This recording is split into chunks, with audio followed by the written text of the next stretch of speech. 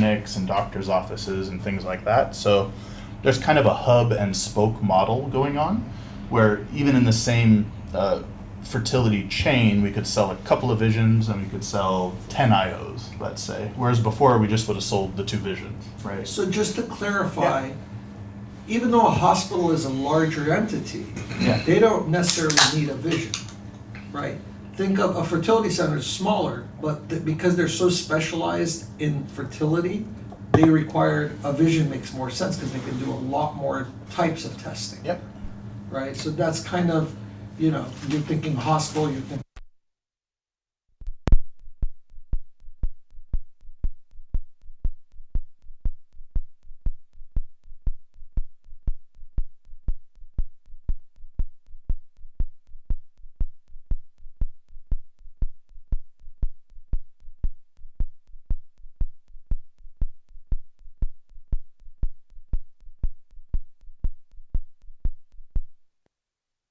Mailman, there's literally going to be a button here.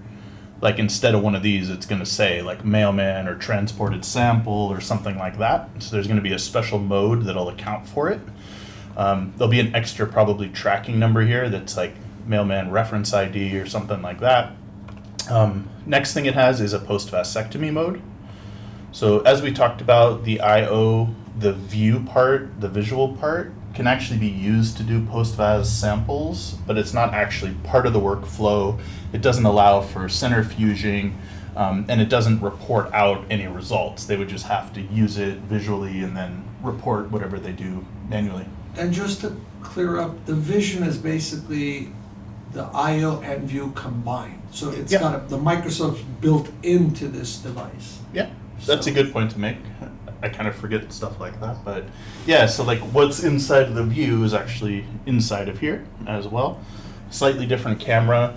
Also, it's going to be upgraded to 4K, which is cool. So eventually another feature, it's going to have a higher resolution optical system at a certain point. Next feature it has, so fresh, basically the fresh mode is everything that the IO includes. It's just a semen analysis, fresh mode. We add the post-vas mode. We add an ART prep mode, stands for Assisted Reproductive Technology Preparation, ART prep. So that includes the ability to test a sample before they prepare it for an insemination or for freezing or for any other kind of use that they're going to have for it. And then they can test that same sample after they prepare it or after they thaw it or after they're done manipulating it however they want. And the idea is they get a starting point so they know how much refrigeration media to add, how much extender to add, whatever they need to do. And then they want to confirm it to make sure they didn't kill the sample or whatever while they were doing their centrifuging and dilutions and all of that kind of thing. So as you're going through these, which ones does the IO not have? So it doesn't have anything except the fresh mode. So just the fresh. Yeah. So that's a big difference between Correct. the IO and the Vision. Correct. Is you've got all of these. Yeah. 1, 2, 3, 4, 5, 6, 7, 8 different modes. In the brochure we're just looking at, that's why that first page has all 10 listed out. It's got every single thing listed out. And these are aren't as required for the user of an IO. Is that why? Like someone doesn't the doctor's office or that lab, small lab, they don't need these tests, that's why? Partially, it also just has to do with the system itself, our FDA clearance on it, what we're allowed to report with it, what we have a chance of getting CLIA waived, so all of that. Right. So it's all combined. Plus, I mean, we don't want to put all of this over there too. Right. But so a lot of that is a marketing decision. But they don't need that, is my point. Like, that's why that customer is sufficient enough, the IO is sufficient, because they don't really need to run these tests? It depends. It literally depends on the customer. So like a smaller fertility lab might use the IO just for their regular semen analysis. And then it has a way where even on the fresh mode, you can tell it decreased viscosity. And it allows you to test washed samples that are like for a fertility preparation, but it's not going into this whole ART preparation mode and all of that. No. So those aren't needs that they have. They are needs that they have. Oh, but they So can't it's- afford the vision, so Exactly. they have to settle with whatever it is. Exactly. So they can do it, but it's kind of like a workaround on the IO. Ah, That's what I was telling Jeremy too. It's like the vision just includes all these modes. It's designed to meet any need out there pretty much, including even in the hospital setting. Unlike fertility centers, a lot of hospitals do post-VAS testing. So even though a hospital might not have as much need for the semen analysis, and they'll generally have no need for the rest of the fertility preparations. So kind of think about it like 3 modes. We've got fresh is your semen analysis. Everybody needs that. Post-VAS, that's going to be mostly hospitals that would want that. Or although, Jeremy, as you heard this morning, they happen to be doing post-VAS at that fertility center, at Pullen Fertility. Then every other mode is basically different types of fertility preparations. These are specific to fertility clinics completely. Hospitals will never be doing any of that stuff, with rare exceptions. And as I'm saying, there are kind of workarounds to how you can use the IO for some of this, but it's not like the direct intended use of it, if that makes sense. now how does this compare to competitors' devices? Yeah, so the really expensive ones, you can use them for a lot of this.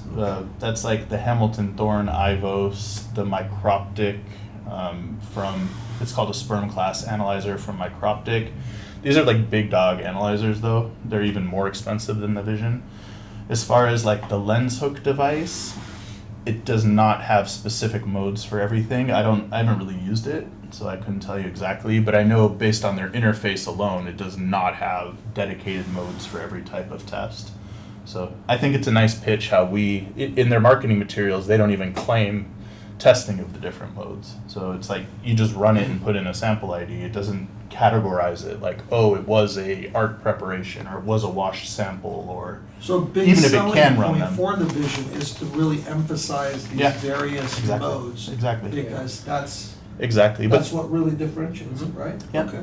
But it's always, Jeremy, it's always knowing who you're talking to, Yeah. because if I call up a Kaiser and start talking about swim ups and density gradients, they're like, what do I care? Like, Right. you know, they Right. never do it. Right. So for like a Kaiser or the military, someone like that, you really want to play up post-VAS. You want to talk about the bidirectional interface capability, even though, you know, Sal's saying, Benny said that we can technically do a bidirectional. I kind of want to market it more as just like a unidirectional. So like, it has the ability to send it, but it's not really like an integrated feature, right?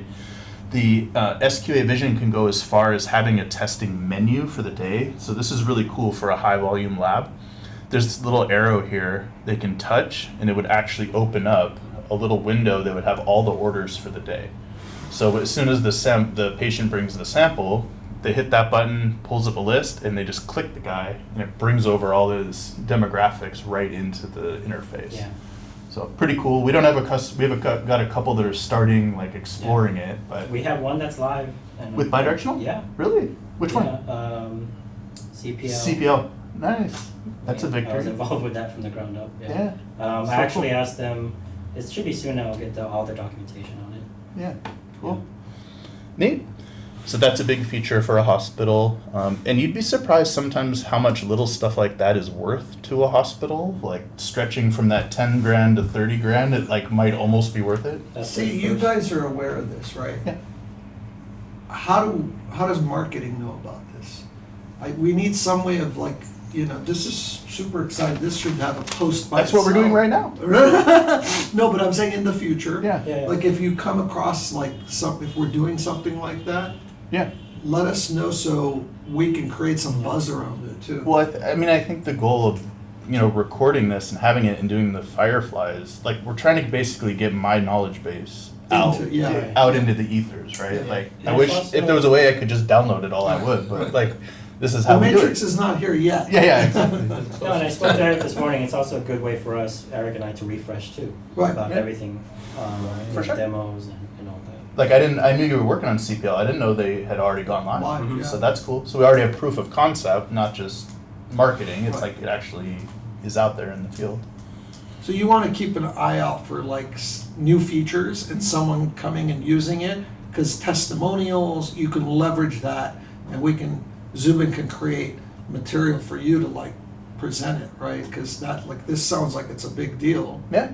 And you can use that as, approaching another hospital in that same type of category. Yep. Say, look, I agree. We can make a whole little campaign about the bi-directional interface. Yeah. We really could. I I mean, bet I could tell I was first in the world to implement that, right? Yeah, as far as I know. Probably, right? Yeah. Uh-huh. Yeah, once I get that Interview you. documentation. You gotta interview you. That's not the worst idea. Yeah, it's like you're the first one to do that. Like a 2-minute interview and just talk about it. You can talk, if the customer let us, that would be crazy. You could actually This say, is how I we work did with it. CPL. This is Where how are we you did located? it. Chapana before MES uses it. He didn't make the software. Yeah, so, That's actually pretty cool. I didn't know that. yeah, it's neat. It's really neat. They use it both ways too. They click on the blue arrow and get their days list. Yeah. Or they order it through their system. It comes through. Neat. Yeah, right. So they don't have to use that list. It can just import it automatically too, or barcode scan. Yeah. So they can scan in the patient ID and then it'll pull. Fills it in. Yeah. Yeah. Another error redundancy. Yeah. And cost savings, Right. right? The Yeah. amount of time that takes is. Backup. Yeah. I'm probably jumping ahead, but let's No, just please. say the system has Eric Carver in there. So they go in there and hit that, but Eric Carver was meant to do another test in another department. Are they able to like delete it or send it back or some type of error message so that the office knows? That's a good question. When a test is ordered, Mm-hmm. it's going to be ordered specifically for semen analysis, and this will only pull semen analysis orders. Okay. So when they click that blue arrow, it's only going to show the orders for semen analysis that day. So like if he just needed like a urine sample, It's not even going to show up on the that. vision won't see that. Yeah. Even if the same patient had 2 different tests in 2 different departments, it wouldn't No. cross Yeah. over. It'll just be the Yeah. So they, cool. yeah, cool. All right, so good differentiators so far. I'm glad we're putting more meat on the bone too, rather than just saying we have it, like actually hearing Sal say like how it works and it's out there. That's pretty cool. Rest of the modes are just different types of fertility preparations. So the art prep mode they'll use the most because it connects the two, but if they were just doing one stage either before or after preparation, and they could jump right to whatever their particular fertility prep is. At some point these might go away because customers are basically using Yeah. this mode, and then you can see it actually has fresh, washed, frozen, swim up, gradient. So in the flow of this test, it actually has these tests already integrated. So it's a little more streamlined, a little easier to use. Last one, the system has a longevity, so that's not exactly a fertility prep, but they can test samples over time. I don't pitch this a lot because nobody's really doing it in the US, so it's another one of those things, whether you're talking to a fertility center, a hospital, a reference lab, like no one does that test. So it's like nice anecdotally because it makes it look like there's more features, but I wouldn't dwell on it and really like promote it too much. We also have a manual mode, which is kind of neat. So they can literally just use the system as a video microscope if they want to. Now, obviously, our system is an automated semen analyzer, so we're not going out of our way to say, hey, it's got a manual mode where you can do everything yourself. But it is valuable for training and proficiency, so different lab techs inside of the lab can count the same samples, compare their results. There could be a scenario for whatever reason if the capillary testing chamber went down, the scratched optical block or something like that, they could still actually do a manual analysis here. So it's got its practical uses here and there. But that would need to be done by a COS. Yeah, technically this would be highly complex at that point. Yeah. But basically, you don't need a microscope in the lab. Exactly. In that That's sense. the point. It also helps a lot with the math. Yeah. Yeah. So So you're just putting in the automatic numbers, math. it's Uh-huh. calculating all the results for you. Yeah. Yeah, it's its own backup system Yeah. in a way. It's really cool. Yeah. So that's a good way to frame it. I like that, Sal. So we can say it has a manual counter which can serve as your microscopic backup. Mhm. So you can literally get rid of your microscope if you wanted to. More real estate on that table. Yeah. Yeah, exactly. one less servicing device. Exactly. And you can take pictures and record videos of it. You can't do that with a microscope If you unless wanna- they have a video microscope. When I prove in to a that doctor case. that there is something out there post-VAS, Yeah. I do that. Yeah, you can always take pictures, record videos. So those are kind of the sales differentiators from the perspective of the user. Again, you're fresh. Everybody uses post-VAS. Mostly hospitals and reference labs will use that. Everything else on the list is more fertility center based. Every once in a while, there's a hospital that does washing, but very, very rarely. They'd have to have like a fertility provider on staff. probably. Stanford Health, right? But they're a fertility. Yeah. That's an andrology lab, so. So it seems like these are really in order of popularity Yeah. too. Mhm. Yeah, that's no exception. Yeah. Yep. Exactly. A few other features of the Vision. There's this cool shortcut. I guess the IO has it as well, but we're also kind of doing a training. So there's a little eyeball here that just automatically pulls up the visualization chamber. So it's kind of like a shortcut. No matter what screen you're on, you can actually pull up whatever you're looking at visually on the system. So Jeremy, see how they're all red now? Vitality. Because they've died, and now they've all absorbed the stain. Gotcha. So now it's like 100% dead, whereas before, remember, it was like 80% live. Right. So you can kind of see how the process evolves over time. No We were more- checking it No out. more carvers? What? No more carvers? No. So this is all PC based. Yeah. This is not connected to the network, the internet. Yep. We're a standalone Yep. running device. And we were speaking about that, so I'll stop saying that because people on the video don't know everything we talked about. But it can be a feature and a benefit that the system is completely offline. It's off the network. You don't have to connect it to the internet. On the I/O, it can be a feature that it is online, and you get automatic updates, unlimited cloud storage, all of that. So depending on people's use case, it can be a feature that it's offline, and the I/O can be a feature that it's offline.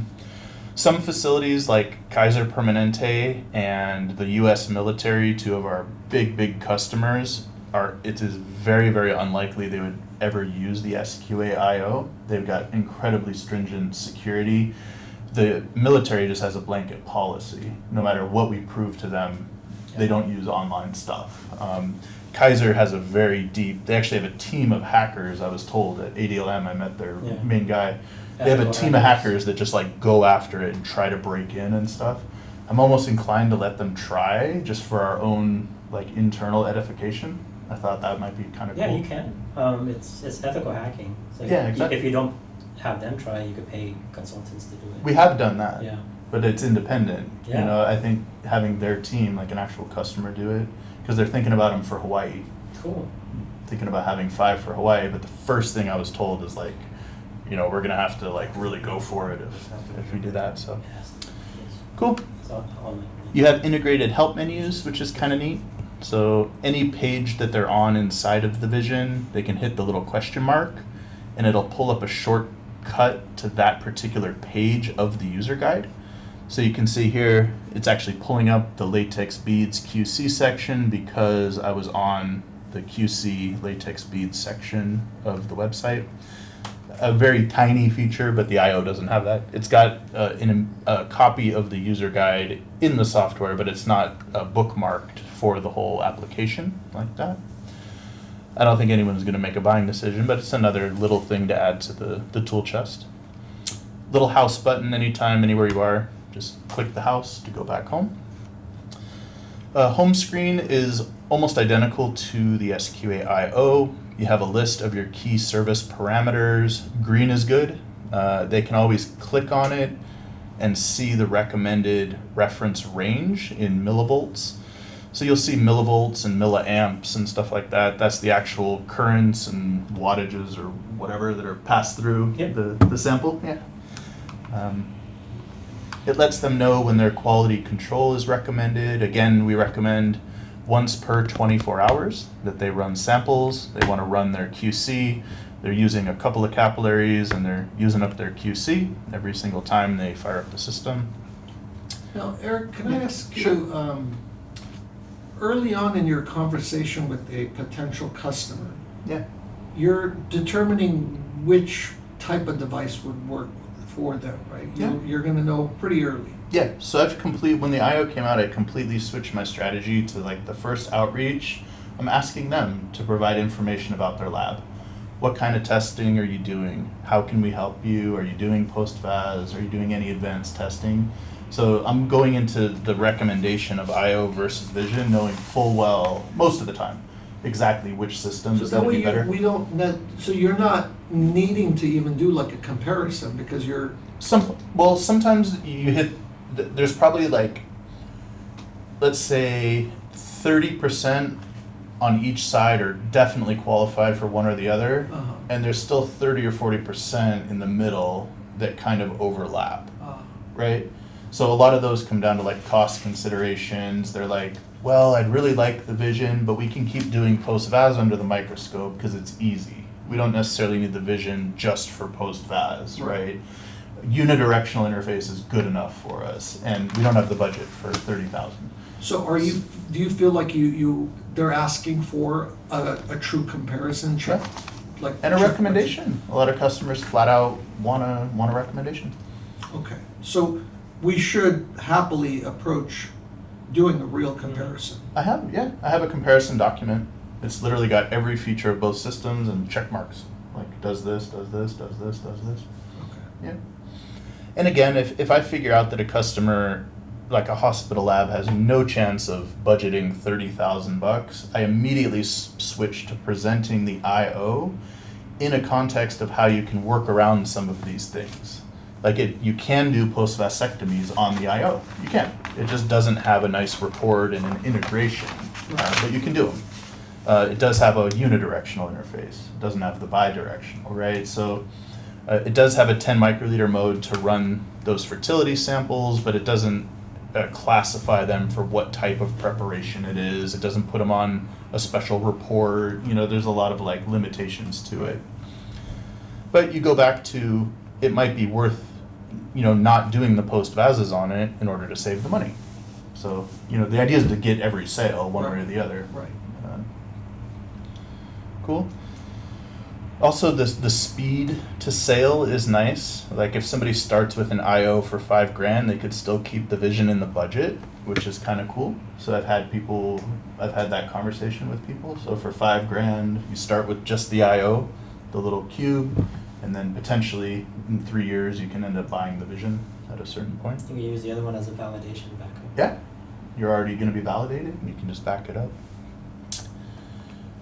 Good. So QC and proficiency.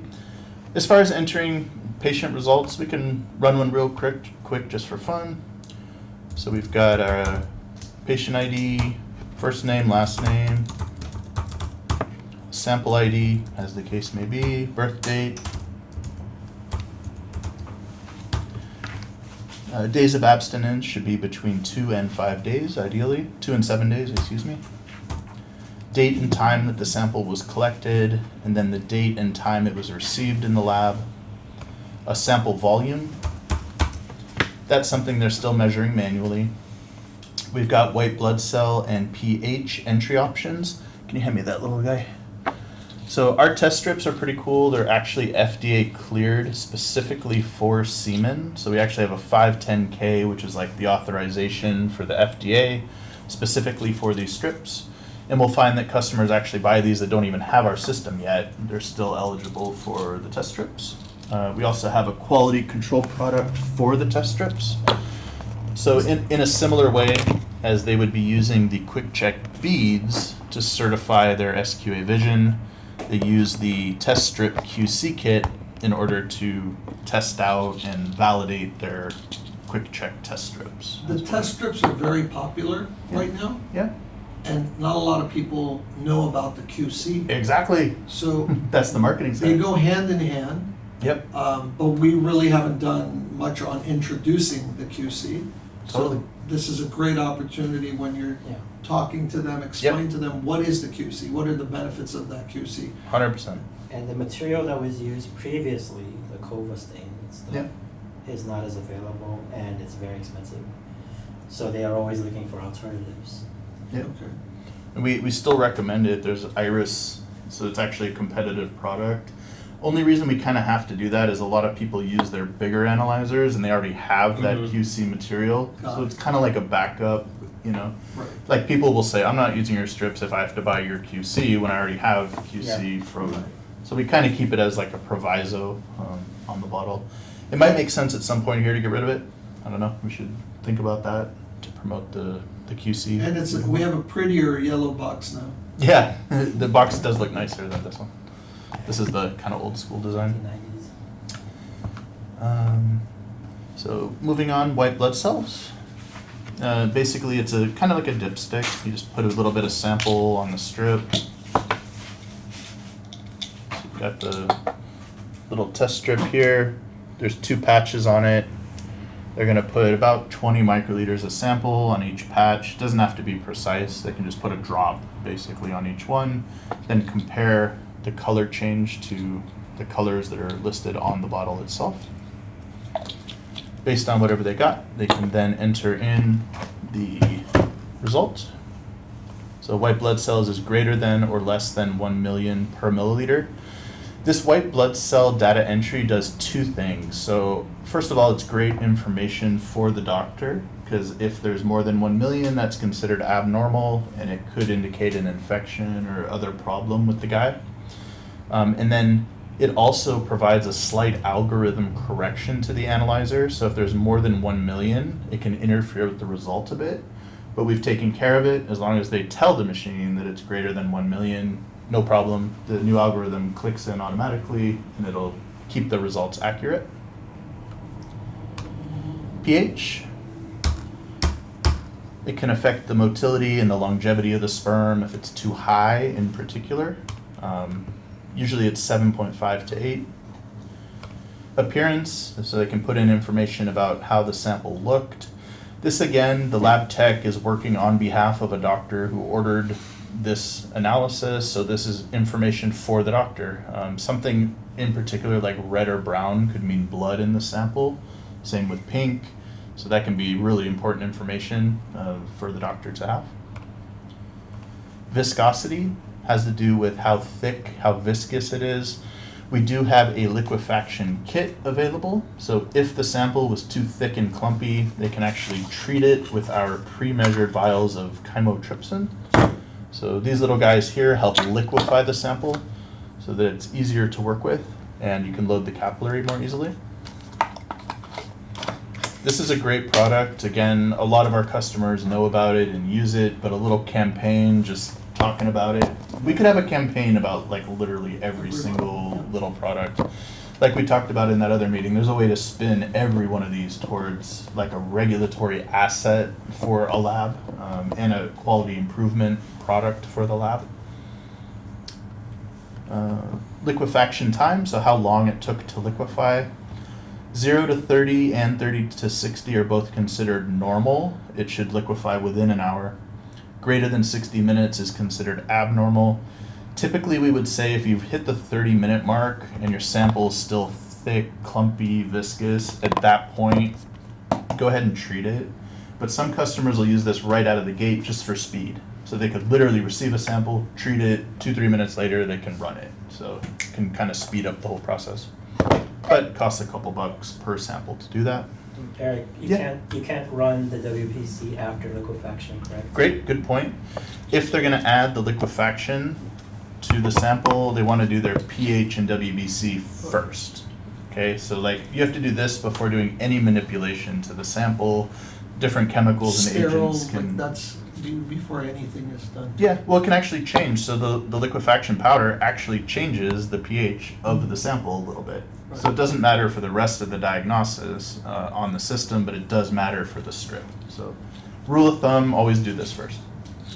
And workflow-wise, when we're actually doing training on site, before they even start entering any of this information, I recommend doing the strip first because it takes a minute for it to change.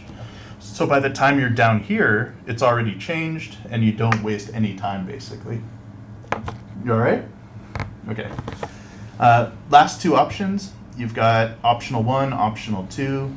These can be custom programmed to say anything that the user wants in the settings. So common ones include medications, if the patient's on any medication, collection location, partners name. So in the fertility industry, people doing all these other preps, a lot of times they want to know the partner's name because the guy's providing his sample for an insemination that's happening that day. Like she's literally waiting in one room, he provides his sample, they do a preparation of the sample, and they're doing the insemination right then and there. Yeah, it happens. And then comments. So they get a full free text field. They can type in anything they want, unlimited comments. That transfers across the LIS as well. So that's kind of a nice feature. Whatever miscellaneous thing they want to say. Some people use it as kind of a workaround if they want to capture a lot of additional optional fields or optional information. They can still put in comments and say Are whatever those they want. optional LIS as well? Yeah. Cool. Yeah. It's not just common. No, Yeah, yeah. it's really cool feature. It's a map, basically. There's a list of 150 things, every single thing the system can report, and then they can just match it up Map to, it to this. they map it, yeah. They just say, all right, this point's here, this point's here. They can even mix and match kind of. If they Yeah. want to say, like some people want to say progressive motility is their actual regular motility. So they can even do stuff like that if they want to. Yep. From there, you just say test now. Great selling point of all our analyzers, they do automatic calibration and self-testing. So there are other systems like Hamilton Thorne's causes that you have to set and kind of figure and teach it how you want to do your analysis. So it's not only a pain in the butt, but it also makes it less objective. It's subjective. You could have two different labs that have their systems set up differently and they're actually getting different results. So loading our testing capillary. We looked at it with the IO as well. So kind of best practices, always make sure you're exercising the plunger. We want to make sure our sample is very well liquefied. So if it's real thick and viscous, it's hard to get into the testing chamber. By the way, it's also hard to load a manual chamber or a CASA chamber. It's just hard to do an analysis if the sample is thick. So it's not some specific restriction of our analyzer per se. It's just a best practice in general. So you're using the cup that has the sample Yeah. with the capillary, Yeah, it's always in the lab. It's almost always coming in a urine cup. but is that, do they wipe down the capillary Yeah. before, like, to sterilize it? No, it doesn't You're need to be dipping sterile. that right into the cup. Yeah, because for a semen analysis, it's diagnostic. They're not doing anything else with the sample. Okay. For if you're talking about like for a fertility preparation, We are low volume. that's where the low volume capillary comes in. So they're actually they're using a pipette Right. with a sterile tip, right? Right. So the Okay. tip itself is sterile. They put that in there, and then they put their 10 microliters on the slide itself. Like in the Got LBC video. The LBC, yeah. So it's Right. kind of it's a little bit of a different workflow all around. Okay. But they don't need that sterile type of thing for, Diagnosis. No, they're Right. going to test it and throw it in the trash. This is for a guy that just wants to see in the first place, do I have enough sperm? Am I fertile? What's my motility like? Whatever. So, and again, that's why if you have Kaiser Healthcare, your first step can be talking to your GP and just saying, hey, we've been trying to get pregnant. He can say, go get a semen analysis, right? Easy. Fertility center, same deal. We've been trying to get pregnant. I need a semen analysis. After a vasectomy, you need to get a PV test. So you're just testing diagnostically what's going on with me, not just with that sample. Right.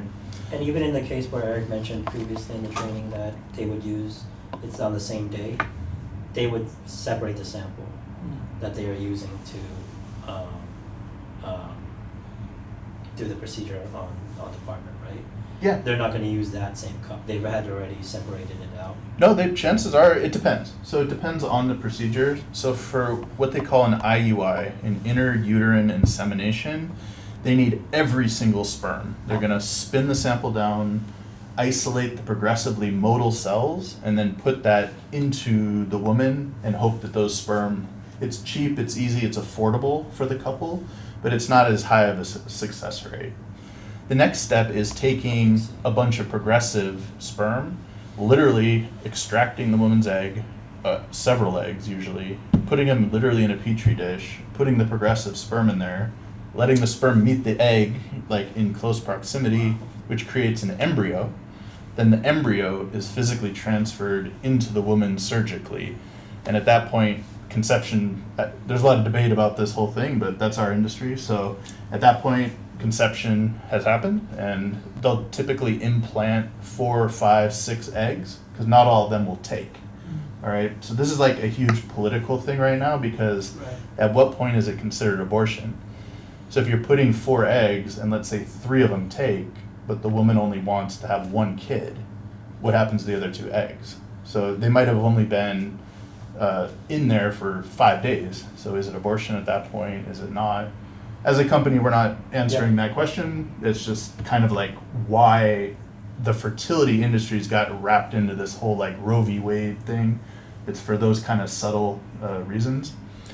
They can also create the embryos by IVF and then freeze them. So a woman can actually freeze embryos or her eggs. You can freeze the guy's sperm. All these things are possible. There's literally, like, in this zip code, there's probably, I don't know, hundreds upon hundreds of trillions of sperm freezed as we speak. You could probably repopulate the entire Earth for thousands of years just with what's stored on Ventura Boulevard. I'm not joking. There's just trillions and trillions of sperm saved. Anyway, going a little further than we probably need to, but just so you have like a sense of the industry, like when you're in a fertility lab, this is the life our customers are living. Like literally, this is what they're dealing with. They're freezing samples.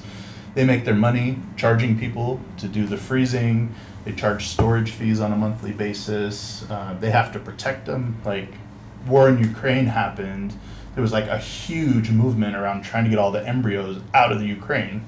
So it was like our customer San Diego Fertility actually had this like not-for-profit mission to like go in and like rescue the embryos. So they're literally transporting liquid nitrogen tanks with people's embryos back to America. Wow. No joke? Wow. So a lot of crazy stuff going on in our little sector. It's also the reason it's a very profitable industry. It's everything happening in a fertility lab is expensive, so there's a lot of money flowing into it. More and more insurance is covering it. Anyway, back to the last type of test is called ICSI. So we had the IUIs. They're spinning it down same day. She's waiting in the other room doing the insemination. I just have one more question. IO versus Vision. The cost per test outside of the device cost is the exact same, All the supplies are the same. right? So quantity being used, the capillaries are the same. So Yep. really your cost per unit Cost is per test. or cost per test Yeah. is the same. Except that on the Vision you can add more advanced testing. So we can then get into doing vitality, DNA fragmentation. Which the So IO there's- cannot do. Correct. Hence why. Correct. Right. So there's more, everything, all the basic semen analysis is similar, and then you can go above and beyond with the Vision selling the additional kits. DNA frag is a really big deal right now. First of all, it makes us a lot of money because it's $400 for the kit, and the cost per test is $40, but our customers can charge $200-300 per test to their patient. So they make money, we make money, and the patient gets some really insightful information about their sample that they're not getting from just the basic semen analysis. So pretty cool kit for us. And that's only for Vision again. Only for Vision. Just to finish up the kind of chain of events, so you've got regular conception, we all know about well. You've got the IUI, we're literally concentrating a sample with motile sperm, putting it in the women. IVF is done literally in a petri dish, egg and sperm, let them meet, create embryos, then you can freeze them or implant them. They call it implanting. The last one is literally isolating the woman's egg. Then I don't even know what it's like a little kind of fluidic little holder, and then they can literally take one sperm with a needle and implant that sperm into the egg. So you're absolutely forcing it. The sperm doesn't even have to try to swim in and penetrate the egg. You're literally putting one sperm in one egg and creating an embryo that way. So success rate on that is like stratospherically higher than the other options. IUI, I don't know the numbers offhand. If IUI is 40%, IVF is 60%, ICSI they call it is like 80%, 85%. Of course, the cost is, you know, 500, then 2,500, then 15,000 for those different options. Everyone has different prices. Yeah. I mean, Right. yeah. And they compete on all kinds of stuff, and you know, they're all for-profit businesses, just like everyone else. Okay, so back to our semen analysis. Mixing the sample is super important. So by the way, it keeps beeping because it's recalibrating itself because we waited too long. That's why you keep hearing it beep. Sample, we always recommend swirling up to 30 seconds.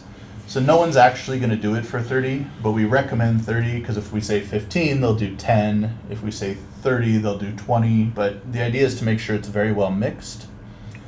We recommend this because progressively motile, fast-moving sperm love to swim up, believe it or not. It's just like in their nature to swim up.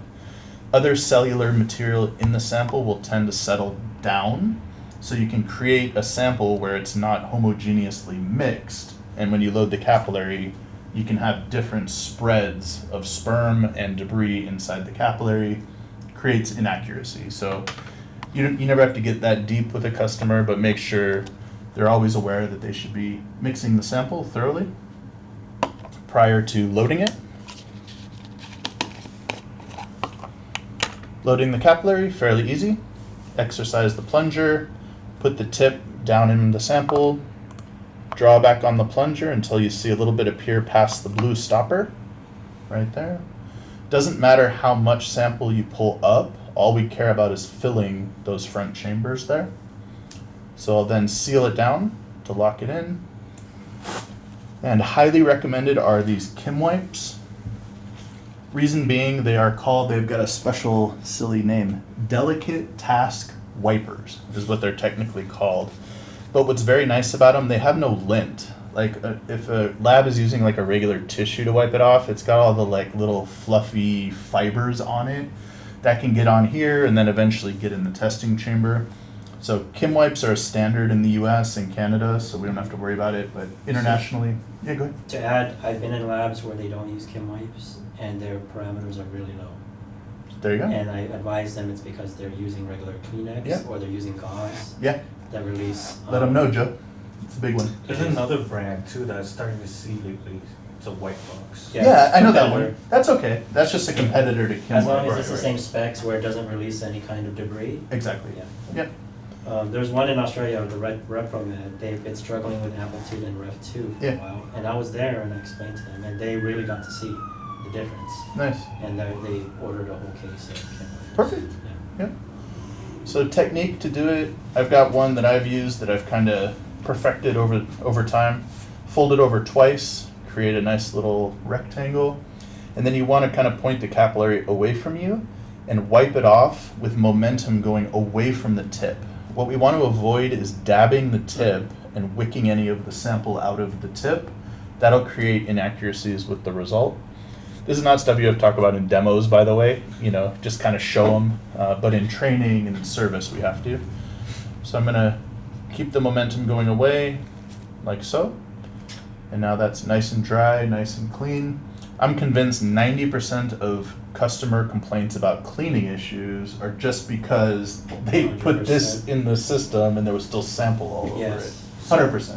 It's not dust, it's not That's dirt. the reason why a sharp failed self-test too, when you have like an Intermediate. amplitude of 70 and then you Yep. get to the 60. So can I get a confirmation from you? Sure. I know we're recording, but since we're already on No, the topic. please. So your way, Yeah. I've noticed a lot of labs techs when they do QC before I leave, Yeah. they'll kind of wake up and have to start over. So what I've been Okay. telling them is same concept as tissue. One, get the bottom of the box, get the back of the box, and then tip. So they get all three once, just in case the box does touch a sample. Okay. And I noticed since that point on for that specific lab, the numbers Been better? goes up. Yeah. Yeah. Rev2 in particular for the box. If you So if you is find that- something that works better, that's Mhm. fine. The main key, that's why I said it's not like a 100%. Right. It's just like the way I've found it Right. successful. And I also want to always make sure like there should literally be no sample on the sides Yep. or anywhere. So if they're doing bottom and top, like I get nervous about the top part because I feel like they might tend to kind of like scrape over. But if they're talented enough to, Yeah, I just told him, just do a Wipe it off? stroke. Box, bottom, pulled it, flip it over, wipe, and then hit the sides. yep, as long as it's dry. That's the thing. So always recommend they double check it. Look very, very close, make sure it looks nice and dry. If you're using whatever technique you're using, you can't really over dry, right? Right. So as long as they're not wicking out the tip, they're good. Yeah. This is now ready for testing. Simply insert it in. Test starts automatically. At this point, it will also if they're hooked up to the LIS system, to their lab information system, when the test completes, it'll automatically send the results as well. Again, nice feature for them. Before they would be, if they're doing it under the microscope, they're literally counting everything with a little clicker. So they say 1 sperm, 2 sperm, 3 sperm, counting hundreds and It hundreds looks of like sperm. a number pad. It's like Yeah. click, click, click, click, click. Yeah, exactly. It's And they're like, doing like morphology at the same time. yeah, So they'd be doing normal, abnormal. as well. Yeah, it's an annoying process, particularly if they have to do it all day. Like you'll see techs like their eyes are like red and bloodshot from like staring under a microscope for hours and hours and hours. I've seen it. Yeah. Yeah. Do customers get the same amount of supplies when they purchase either machine? Yeah. So the startup kit is very, very similar. They get 50 tests. They get one of everything. That's partially for marketing. So when the guys do the installations and trainings, they can pitch each product and try to get them using them, right? And we price it into the overall package. So here you get your results. Again, this would automatically send over to LIS. From here, what time do we got? Cool. So we'll let's talk about the results and some of the next options, and we can kind of like call that for the day. It's a good stopping point. Then we can talk about the QC, the archive, all that kind of other stuff tomorrow. So running through the results real quick. First of all, on the right side, they get all of their original patient information. So the demographics, the sample ID, date and time collected. It now adds the test time as well. So the machine recorded that automatically. So even these little things are really nice. Customers like them. It's stuff that our competitors don't do. Our competitors are really focused more on just the equipment and the test. They're not as focused on the patient or the customer's entire workflow. Competitive systems are way less focused on how our system fits into a customer's overall semen analysis workflow, what they need before the test, what they need after the test, customizable reports, LIS interface, things like recording date and time collected, received, and tested, having all that on the same report. Yeah. When does this, as soon as you do a test, is this pushing it to Yeah. LIS? It already would have gone. Actually, So before, you don't have to do anything. No. It's automatically happening. if you make a change to the test, which I think Eric will go over, if you do an updated like morphology, right? Yeah. And it will resend it. So when you make a change to the test, So it's it'll on resend. auto. It's on There's auto. nothing that you need to push a button or No. it's No. happening in real time. Yeah. That's awesome. And there's still an approval process on their side, I believe, in many cases. Yeah. So, like, it'll go, and then the manager still reviews the test and, And says, release. release that. There you go. Right. They still release it, but it's not having to be released from You don't our have to side. push a button every time to do this. It's Exactly. just, that's awesome. But if a customer ever says, how do I approve it or release it, just say, no, that still happens on your LIS as if you had entered the data. We're automatically entering it for you. So kind of think about it that way. So our results, go through them real quick, same as the IO for the most part. Concentration in millions per milliliter, how many sperm are in the sample. We're always talking about, for the most part, millions and millions and millions of sperm. This is typical 33.9 million per ml. Reference ranges are based on the World Health Organization. You'll hear it called the WHO in the industry, that's what they call it. We're on the 6th edition. We always have upgrades for whatever the new edition is whenever it comes out. So our customers are kind of future-proof in that sense. We're always going to be upgrading and meeting the current standards. Future-proof is a good word. By the way, both the Vision and the IO are future-proof. We do Jeremy, not that you'll deal with it, but we do have a legacy system out there in the field called the SQA-V Gold. It was also branded 20 years ago as Spermalite, believe it or not. So there is a chance here and there you'll hear a customer calling and saying, I want to upgrade my Spermalite. So But that's that a is cool our customer system. because they've That's been old school. Old school, That yeah. means they've been loyal to us for a That's long like time. 05, 06, like a long Yeah. time ago. But you might end up hearing that. So that is our, just know that that is It's our not a system. flashlight, basically. Spermalite, yeah. If you ever hear that word. Yep. And then it's also, our name for it was the SQA-V Gold at the time. So maybe we could have Joe show you like just a quickie on like what the old system was like. It's really lumbery to use. Like you're entering all the information about the patient from this little keypad. It is like, it's really a dinosaur. Like it's a museum piece, yeah. Remember? We need to get that back. We had that table. I know, Smithsonian. yeah. Our We need to little, get- We'll put it in the lobby. yeah. A big concept switch with the Vision was getting everything onto the touchscreen, basically. Like, you can operate the Vision for months at a time and never even touch the screen. There's a few features you can use. You can zoom in and out on the sample when you open the visual system, a few little things, but by and large, even that in the next version will be Do they digital. prefer to use the screen? You can The screen? Yeah, Yeah, sure. rather than do any button. It wasn't even alphanumeric No, it was before. just numerical. They couldn't even put in a patient name. And if the patient ID was Birthday, alpha, that's if the Yeah. patient ID was alpha, They couldn't do it. It's horrible. It's like a lot of customers have like their patient ID is A 4, 5, Yeah. 6, 7, 8. They couldn't even put the A, so they would have to use the first 2 digits would be what that letter would be in the alphabet. Right, So like A would be 01, and then they'd have. wow. And Anyway.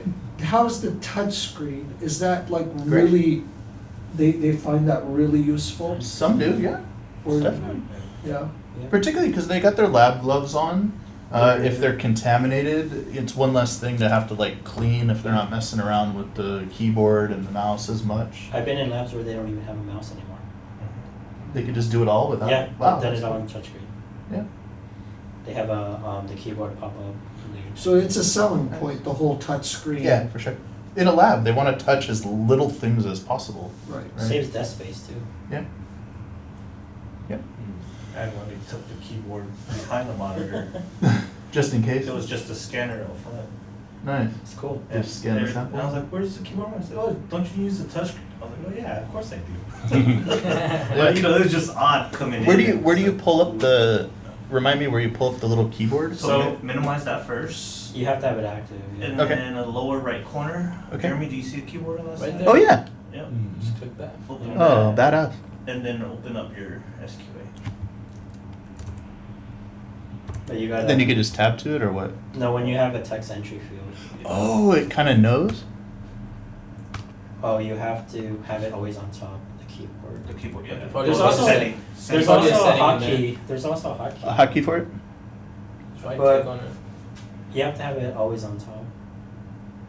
There's a setting. There's like Oops. a setting cog. Okay. Oh, sorry. This is worth knowing. I didn't even know this. Under what is it? Keyboard layout? More settings? Typing. When you right click on the keyboard icon on the Just right click taskbar, there. Yeah, right Okay. click. it should say there should be something. Like make available? Are you able to right click? There's nothing. No. There's a way to have it always on top. I'm not sure. It should. Default? No. I should probably ask Neri to Typing. code it. I think the application needs to be coded to when you click on a text field, it pops that up. But like this? Because it should always be on top. There you go. Yeah. Cool. So then if you go to patient ID, That's weird. If but don't If I use alt that. tab. Don't use that. okay. Because theoretically, you're not going to be doing that. You're not gonna use a keyboard? Yeah. Oh. Yeah. I see. So open up, use the touchscreen primarily. So it's high. So if I'm going There you go. Now touch the text field in the back that you want to type, and you can move And the now you keyboard can- out. And now you can move the keyboard up. I got you. That's, So this when is I'm how hitting they do it. this, I'm telling it to you have a close. keyboard. Yeah, disappear, go away. Got it, got it. Okay, now that makes sense. So they could kind of just like isolate it somewhere if they want. Yeah. All right. I think Cool. there's some optimization they could Yeah. do with the code where if the keyboard is not open and they have a setting on, it'll pop the keyboard up. That'd be neat. Kind of like your phone. Those workarounds are neat too because it looks like a feature of the Vision. Yeah. Even though it's like just a It's just a regular code. Windows. It's just best practice code. Yeah. Okay, cool. So another little selling feature. Like a keyboard tab in the lower left corner. Yeah. Oh, that'd be Yeah. cool. A little Right floating next to- one. Yeah, Next just to like, MES. just like a shortcut. Cool. So back to that result. We'll finish up in a few minutes. So from there, there's a bunch of additional options. First of all, they can get their report. So everything opens in PDF format, nice interchangeable universal format, And that's completely customizable, completely customizable. so you can put your logo, your Anything. however you want. More the than page that. to look. More than that. You can literally redo every single aspect of the tables, the colors, the fonts, the layout. You can change map things. You can everything. You can make it look like the paper report. We did it. LTD made us one for CCRM fertility, which is a huge opportunity for us. So we kind of went the extra mile, but we literally replicated their report, and it was nothing like our report. Like not one thing about it looked like ours. So we have unlimited flexibility. We don't necessarily want to take on those projects all the time. It's a lot of hours to do it, but for a big customer, of course. And then they can use it as a template for all their labs. But what is completely customizable, no matter what, they can do the header. So phone, fax, email, website, address, name. They can upload a logo. So like this is actually the customer's logo here. They can turn off any parameters they don't want to show. So believe it or not, we do have a lot of customers that'll limit the number of parameters just so that they're not confusing the doctors. So when the doctor gets the report and there's like 30 parameters, it's like, what do I do with all this? So there are people that'll standardize just to certain things that the provider wants to see. If you had comments, it would show down here. We can also attach images and pictures. So if we go here to capture, so we can actually record a video of the sample if we want to by clicking record video. I usually recommend 10, maybe 15 seconds at the most. If people are recording, 5-minute videos, in theory, they could end up filling up the hard drive. This is a raw recording, by the way. It's not compressing anything, so it takes up a lot of space. Oh. So it's It's super not high an MP4, resolution, but it's yeah. an AVI. So this is a 1 terabyte hard drive. Yeah. Yeah. Okay, I mean, those videos add up over years. Yeah. Not only that, is if the lab's backing up. So that's what was that? No, the backup's the problem. Yeah. If they're backing up the same file to the computer itself, then they're backing up the backups. Well, we resolved that. Okay. So that's resolved, Used to happen. but it's not an incremental, right? So you're essentially making a copy. Whatever you backed up yesterday is backed up again as a separate file. So I always tell labs, if I see the hard drive space keep creeping up there, delete all the older ones. You're not losing any data because it's essentially the next day is the same exact piece of data. Like they're backing up the whole thing every day. It's not incremental, so to speak. Okay. But when that terabyte fills up, what are you supposed to do? Delete the oldest ones. It's my Yeah. recommendation, or transfer it to an external Okay. flash drive, hard drives, things Okay. like that. Should fix that. So does the video and the photos get sent to the LIS? No. as No. well? No. So ASTM, LAS format is all text. All text format and code based. So if we want to do videos and pictures, it's something called HL7. We've kind of looked into that in the past, but there's nothing planned for it yet. So the demand's not there for us to so no one's asking for that. Not really, So the lab doing these tests, their doctors aren't saying show it to me? Well, they always can. So like if I took a picture here, I can actually right click on it, save as, just save it as a file Yeah. and, either email it to him or screen share with him or. But this is not a popular feature, it sounds like. I haven't heard a huge No. demand for having it go to the LIS. people do like that they can take pictures and capture them with the result, but it would be more to like show another colleague, right? Like, I'm testing, Crystal. Sal's my supervisor, he's at lunch, I saw some weird in the sample, I can record a video of it, go to my supervisor and say, hey Sal, So what was these this? are the real world examples Exactly. of how it's being used. Exactly, Yeah. exactly. Got it. And then smaller For labs. post-VAS, you see one flying across and it gets off the screen, you're tracking it with a stage, you can record a video for the doctor. Yeah. So here's one. That's a big one. So like if a vasectomy was done and then there was still a lot of motile sperm in the sample, definitely record it, because that means it was like a failed procedure, right? Oh. If you still got sperm in there. So, Moving sperm. Moving sperm, yeah. Yeah.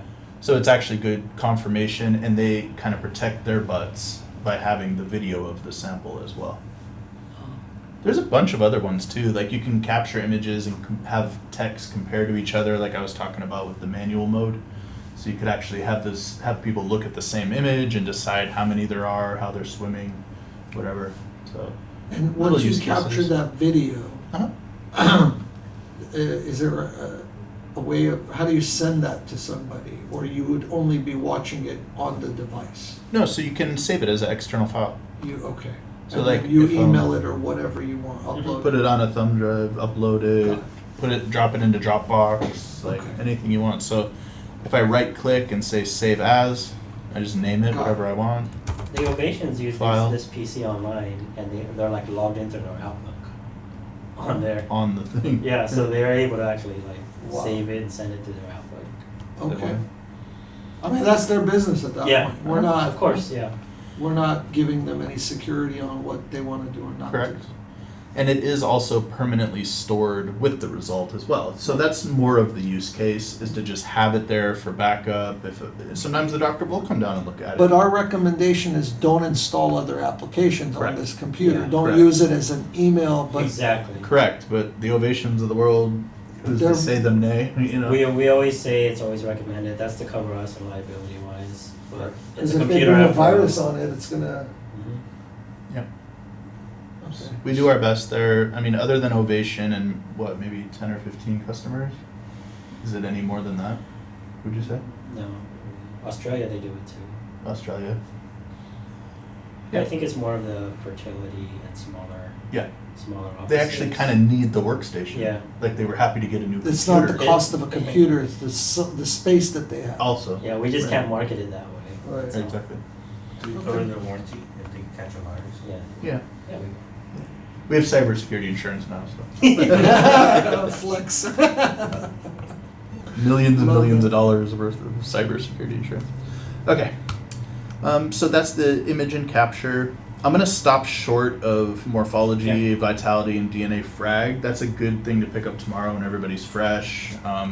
Last thing I'll just mention real quick, they can graph results over time. I do not know a single customer that's ever used this, but a sperm bank might be the only use case I can think of where they have a known donor that comes back so they can get like a quick overview of how he does. He delivers one sample a week over a year.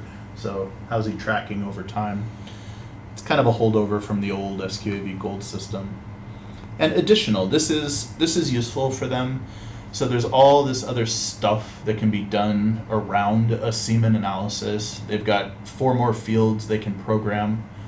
They've got the ability to do different chemical tests like zinc, fructose, glucose. These are little kits that we actually have in our development pipeline. So it'd just be another, like a fructose kit and whatnot. So there's not huge demand for it, but it's on the list, but not a priority. But eventually we could have that in there. So basically between this, if you ever hear a customer say, oh, do you do fructose testing? You can say, no, we don't, but we have a data input, so it'll store it with your results and it'll still go across the LIS. You'll have everything in one place and you can have it on the report. So even though the system isn't testing it, you do have the ability to store it with the result. Same way like the image, like it's not automatically taking an image, but if you want to take one, there you have it. Comments, probably the very last thing I'll say, in the comment section, it would show whatever we had entered before the test. You could then supplement it or change things, whatever, for the comments. And if I had left this test and come back, but if not, there's a retest option as well. So they could click this just to confirm the results and run another test on it if they wanted to. By the way, if you add a comment and change the comment, it resends the LIS. That's nice. Does it send as an update, like Yeah. it timestamps them? Yeah, well, that happens on the back end. Right. So essentially, it's sending the same patient ID and sample ID. So on the back end, it knows this is appended to the report. Neat. It's pretty It'll cool. override the first one. It won't override it. It'll be on there, and then they will choose what to release. Oh, nice. Yeah. So for traceability. Yep. It's just auto sending. Yeah. Cool. So we'll pick up tomorrow with morphology, vitality, and DNA frag. I would consider this now tier 2 advanced testing, Mhm. and what really starts to separate from a clinical perspective the vision from the IO. Now they can get into doing our DFI and vitality kits and all that good stuff. One last question. Sure. No one logged in. Great. Did you log in? Yeah, I did. So you set up users just Yep. like you would? Yep. So an admin would go in, create users, and Yep. then Yeah. they can give permissions on what that person can do and cannot Yep. do. Absolutely. Sure thing. It's part of They'd go into system. system. Then there's a whole, so the default is administrator and fertility for all systems. Now they can change the password, but we don't have a secret backdoor way to get into it. So I always recommend change that very carefully and make sure you remember it.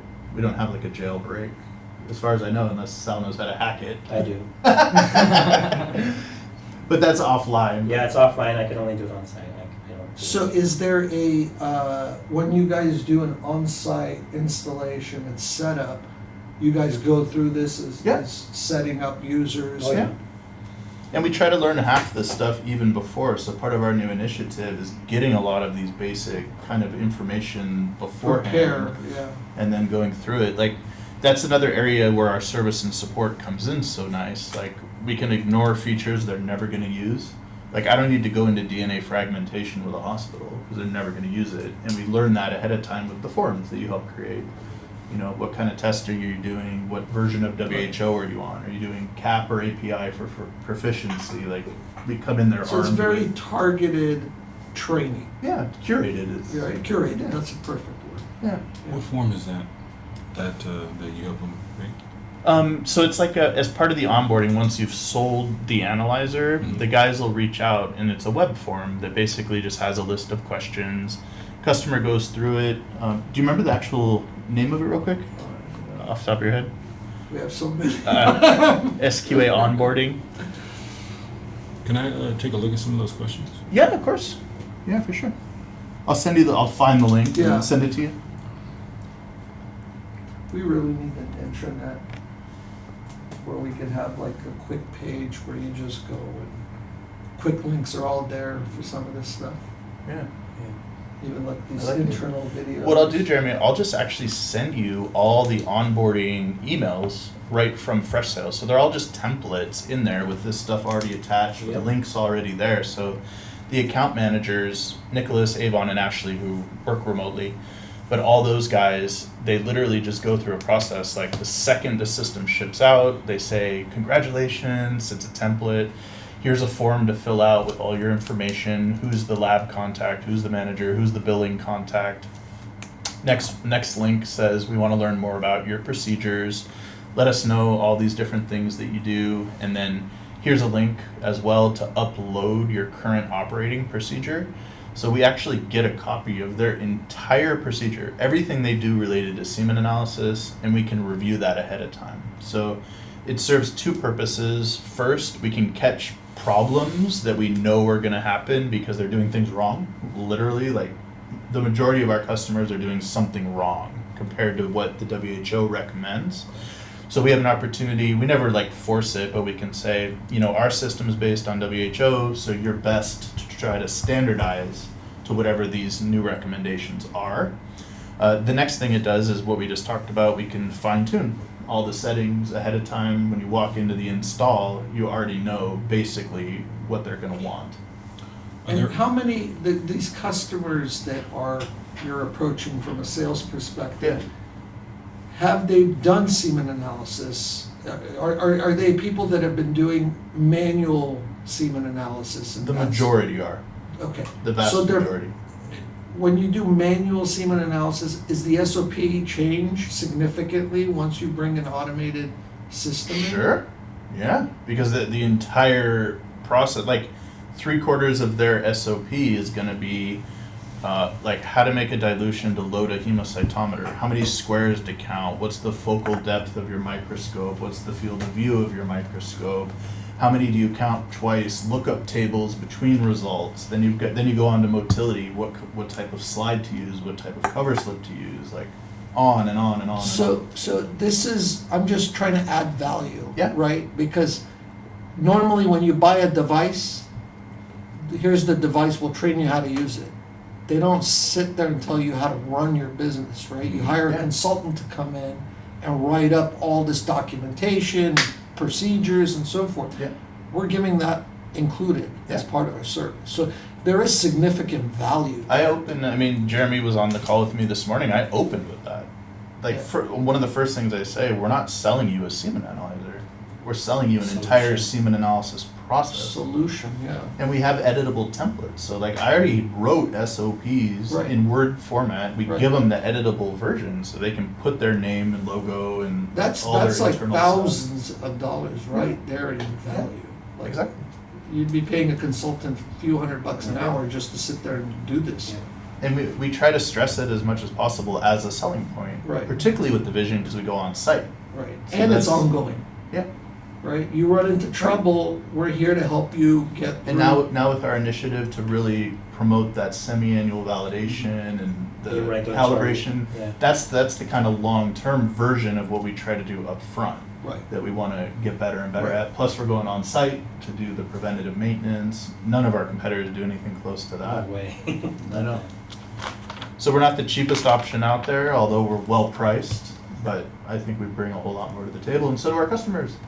I mean, look, we're going to Australia to do on-site preventative maintenance. Right. I mean, the lens hooks over there, our competitor, like, Yeah.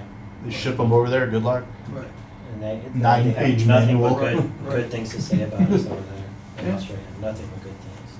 Yeah. They can't live without us, actually. Of the vision training introduction, so day 2. Yep, yep. This is how the little calibration and self-test goes when you first turn it on. Do you want to plug your car? Customer just leaves it alone, You do to does unplug its your car thing. anytime soon. You do it now. Oh, I never started. 12 bucks. That's happening. That's why I don't have an electric car. That's happening. How much is the most you've ever had to overspend? $12? Yeah. I did 48. Oh my. $48? Yeah. That's a tank of gas. Yeah. I felt horrible.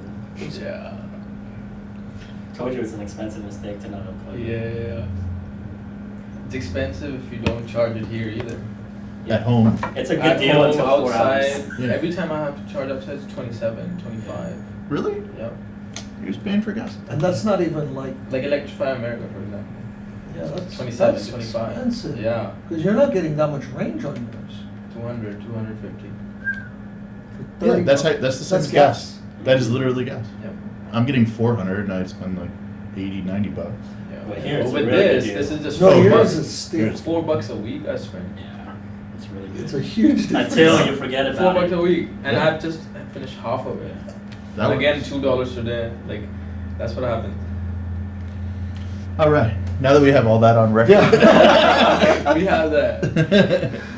Office logistics. All right, cool. So last time we went over all the basics on the home screen and kind of, firing up the system, little helpful resources for patients inside there. We went over the home screen display, testing a patient. We got all the way through explaining all of the different modes. If you have any follow-up questions, anybody, on any of that, let me know. Putting in the information, running the sample. We talked about QC and proficiency. We got into a little bit of the visualization. Where we kind of left off, from my perspective, was once the patient has the results, or once the lab has the patient results, I should say, And then they have the option for some kind of secondary, more advanced testing inside of the system. So that's the report. I'll open the test. So from the archive where I am now, they can open the test directly, which brings them back to the screen that has all of their results plus their next options. So there's a lot they can continue doing with that particular sample, even from the archive. There's a few things they can't do, like they can't retest it because the assumption is if they're going into the archive, it's old now, and Siemens highly time sensitive. That's a good thing to mention. We always recommend to customers they run the sample within 1 hour, and it shouldn't exceed 2 hours. Yeah. Question. Sure. You had said that labs can customize the reports. Uh-huh. And they take off certain tests because Yeah. the doctors don't want to see it. Yeah. It's confusing. If they do that, I'm assuming they do that in settings. Yes. Will it, on this screen here, does it also remove it? I believe so. Yeah. So to do that, they go to settings, test patient, and they've got this whole list of parameters here. So this is basically everything the system will spit out. So let's try.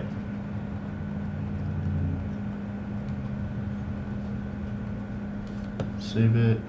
Now it might not on tests that have already been run. Yeah, it did. Okay, so it So not it's only dynamic. removes it on the print version, but Mhm. also on this screen, so Yep. it's very Clear. customizable, very Yeah. nice, okay. What Well- I'm curious about is if you have it at that setting and you turn on autos after a while, will it actually have ran? Oh, I think it's always storing Yeah. everything It's on just the what's back end. displayed, It's just right? what gets displayed. which is great. So in the database, it always has everything. Cool. And if they want to go back and turn things back on, like if I did that now, yeah. So that's a good way that it's done. So I'll turn everything back on. And let's go back to our sample. All right. So we've got at the bottom again several different options. We briefly looked at additional. They can plug in additional kind of offline results like chemistry stuff like fructose and stuff that we don't actually analyze with the analyzer, but they may do it offline and choose to supplement the results with that information. And of course that would go onto the report. It can go across to their EMR or LIS system as well. We looked at the option to capture images and videos and some of the use cases for it. Good for proficiency training. If you get a weird looking sample, you can ask a colleague or a manager about it to verify it. A doctor could come down and take a peek at the sample. So nothing they need to ever do, but it's a really nice resource if they do choose to do it. And since you brought up LIS, EMR, Yeah. majority of our customer, it's all one direction, right? Yeah. So far. 99%. 99% are all one direction, Yeah. okay. Yep. But we have a few that are starting to, Yeah. according to Sal. So that's kind of cool. Let's try to see about this focus here. So we'll probably, we're talking kind of more from a sales perspective, Jeremy, but we'll probably also, now that our lab is, we're excited, like it's finally finished, we can actually have Laura actually show you some of this stuff in greater detail, how you actually prepare the samples and stuff like that, just for familiarity when the customer's The talking manual about process things. even. Yeah, exactly. Just so you kind of have when you hear them say stuff, you'll have a picture of it, what they're talking about and why they're doing what they're doing.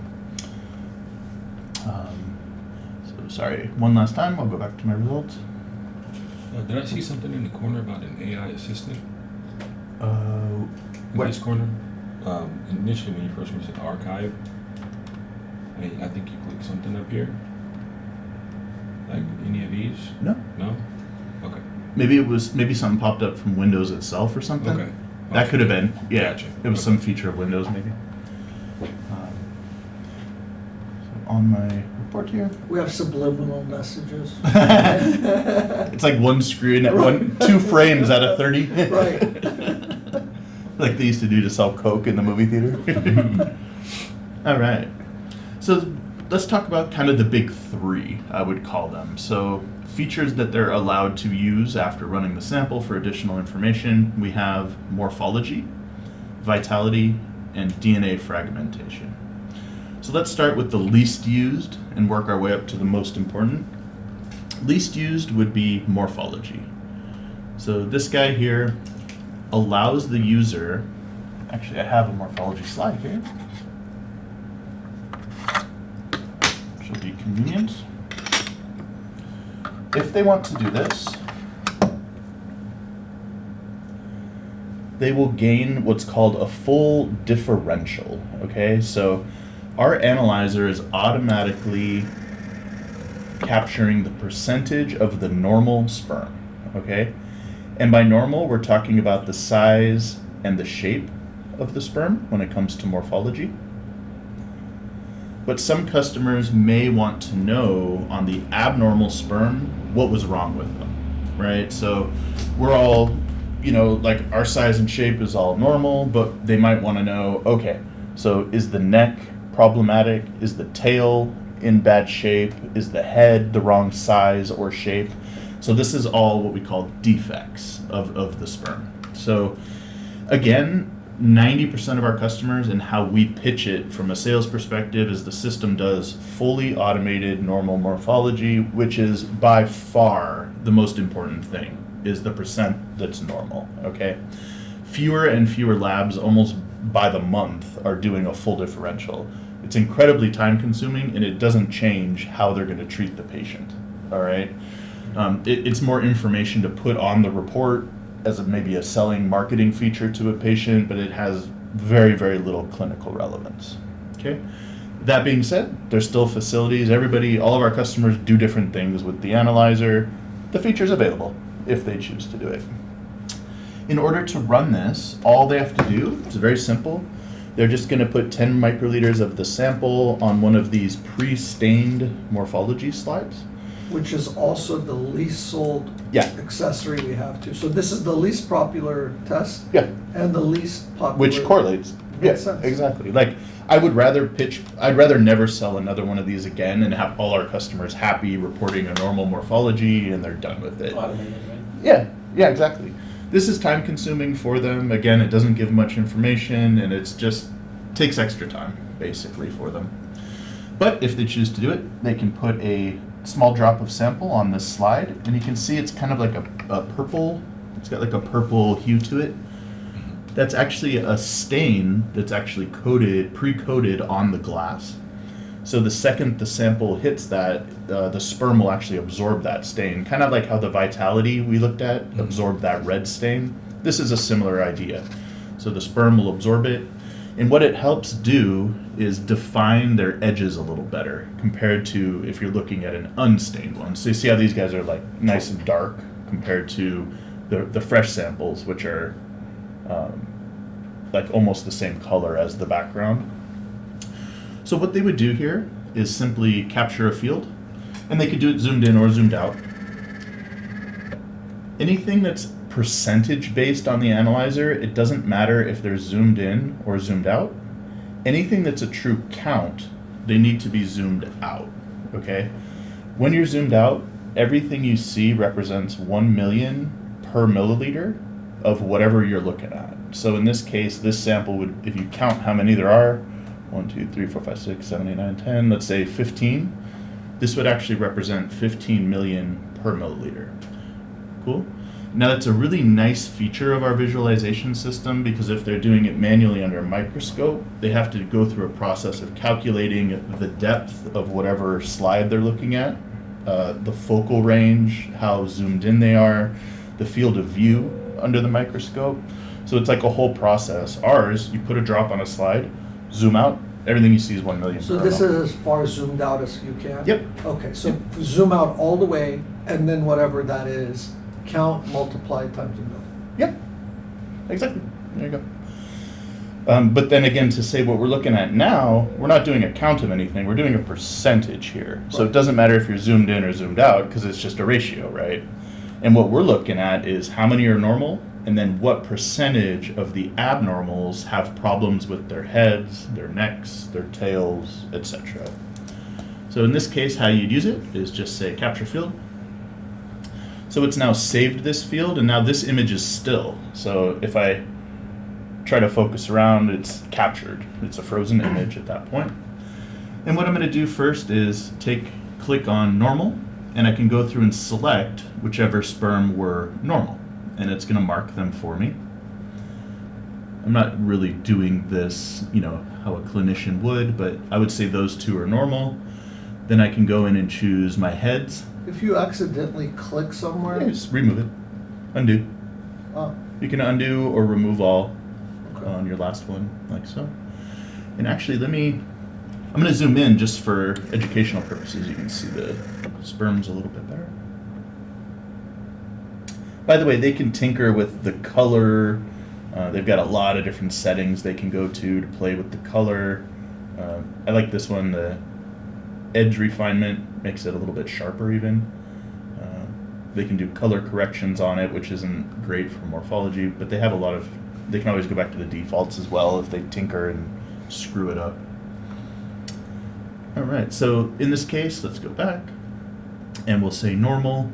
This guy looks pretty normal, but you can see this guy, see how his head is kind of like a weird little shape here? That would be considered a head defect.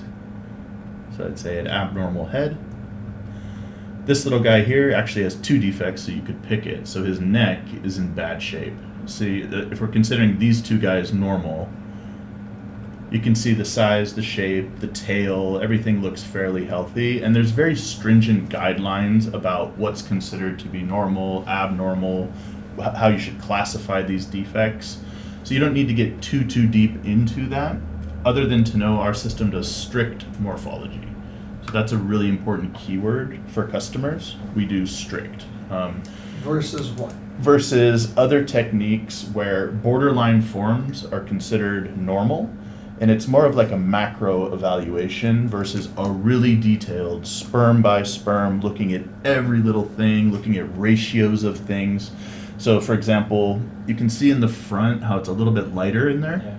That's called an acrosome. So it's actually the head of the sperm has this like digestive enzyme in it, so when it hits the egg, it can actually work its way into the egg. So you could have sperm that are otherwise looking pretty good, but they don't have that little acrosome, so they would never be able to penetrate the egg. So when you're doing like a regular kind of standard morphology, you're just saying, all right, looks good, looks good, looks good, and you end up with results like 30% normal, 40% normal. When you're doing strict, you're digging deep, and you're gonna end up with like 6% normal, 5% normal. So you're being any little defect, you're nitpicking every little sperm and saying, that's abnormal, that's abnormal. Here's another good example of like a tail defect, which is in technical terms is called a principal piece. That's his tail. So see, this guy's all coiled up and not looking good. He's not swimming anywhere. So I would mark him as a tail defect. And then again, this little guy up here, I would consider that a mid-piece defect. So I save it, and then you'd find your next field of view. Here's one with a few more. Save it, and again, pick my normals first. So this guy looks okay normal. Maybe this guy as well. And this is where your eye might look at this and go, or this guy and say, oh, that's good. That's a good looking sperm. But under strict criteria, no. See, the shape of the head is off. It has to be a perfect little oval to be considered normal. So that would be, again, a head defect. Here's a mid piece. See how he's kind of cocked off to the side there. So really, really nitpicking. We've got another one called pinheads. So that's this little guy. So he's actually an underdeveloped sperm, but that was actually a sperm cell. He just didn't fully develop, so his little head is like just got that little thing there. It's What called is that pinhead. decapitated one? Right on the Where? bottom right. Bottom, yeah. I see that. Yeah, that's a mid piece, I would say. Yeah, mid piece. I think he's just barely connected. He's got a little thread there. But is it possible for them to be Yeah. decapitated? Sure. No tail. Anything is possible. Split I've tails. seen stuff. I've seen Like two top heads, right. two tails. There's weird stuff going on. There's another pinhead. Yeah. That's a pinhead with two tails. Yep. It's weird. Like there's so many anomalies in sperm, and some people will have a lot of it. Like every single sperm in there is like off, and it doesn't. Back to kind of what we were talking about the DNA fragmentation. Just because the shape of the sperm is bad, that doesn't correlate to the fact that like the kid would have a defect, Right. right? So the DNA inside could be perfect, Okay. right? It's kind of like what's going on with your physical body versus your mind. Like you could be in a wheelchair and still be a Stephen Hawking, right? So it doesn't actually correlate. There's kind of a misnomer out there that if you have like abnormal morphology, your kids are going to have Yeah. like physical defects. There's no correlation there. What it does influence primarily is the sperm's ability to reach the egg, right? They're not going to be able to swim if they've got something like this going on. But in general, if they're going to select sperm for a fertility treatment, they're going to look at other factors as well to actually select sperm. That would include normal morphology, just because there is a better chance the DNA is also better. But again, it's not like this guy is going to create a small kid because it's a pinhead. You know what I mean? Like, just not connected. Here's another kind of principal piece guy. So there you go for this one.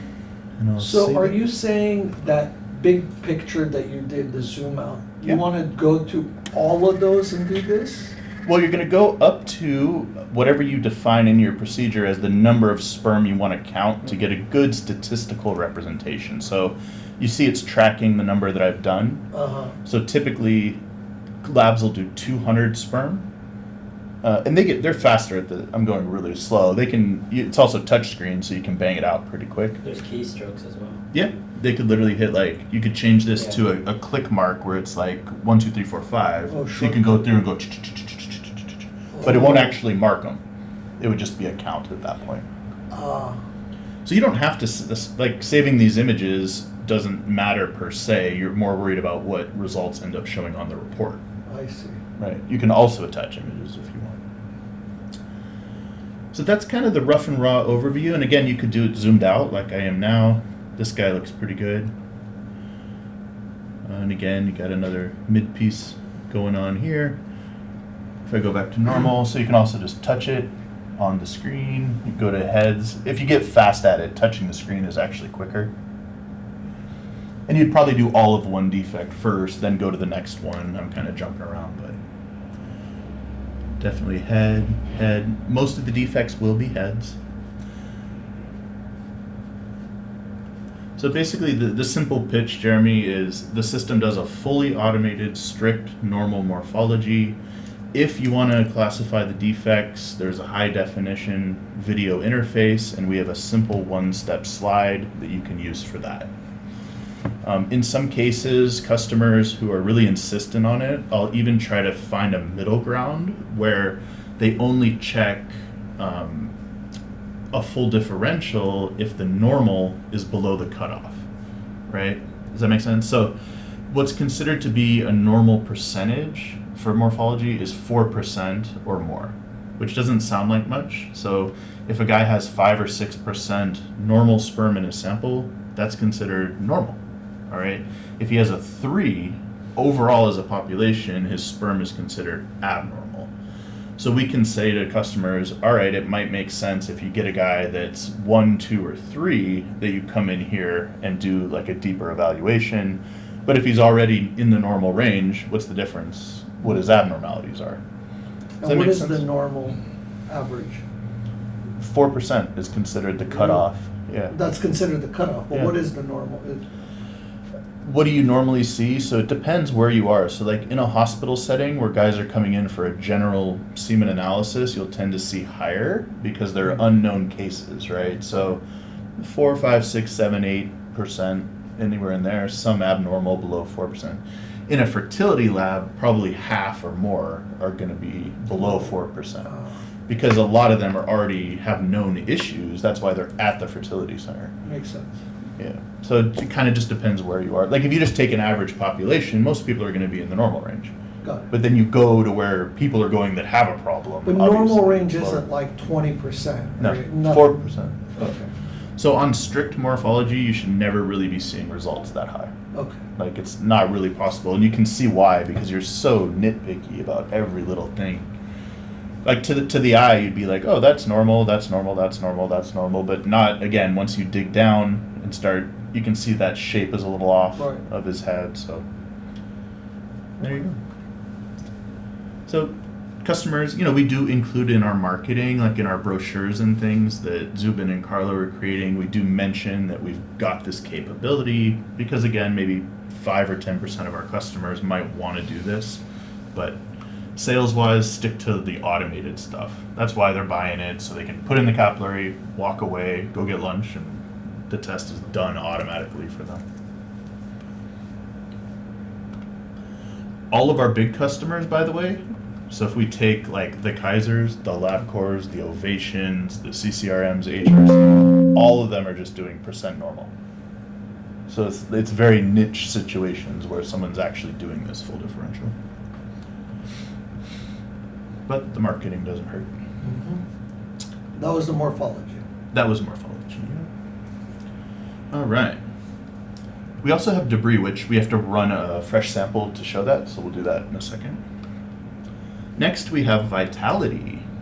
So out of there was 3 you said that were popularity, Yep. right? Morphology was the least popular. Yep. And The this- least used, let's call Least it. used. Yep.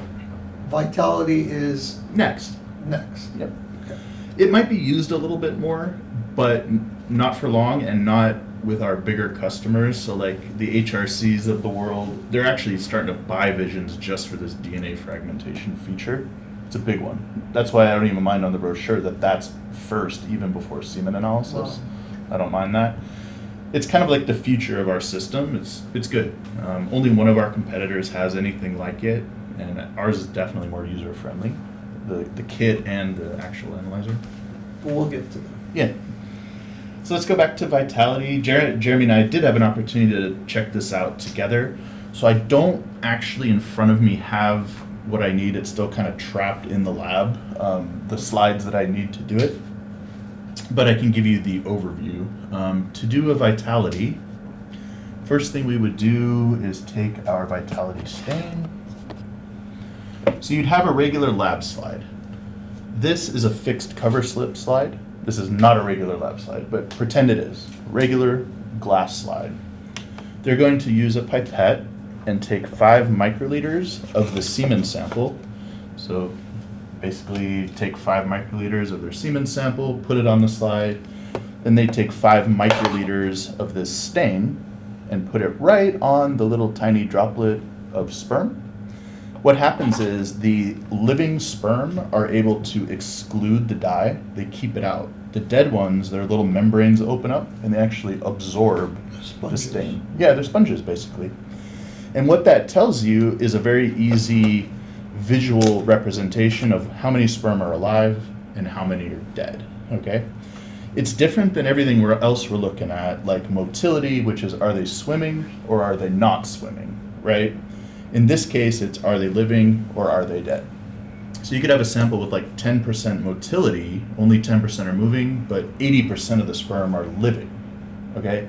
That's super important because living sperm can still be used for some fertility preparations. Like ICSI, what I was talking about, where they could literally take a sperm and put it inside the egg.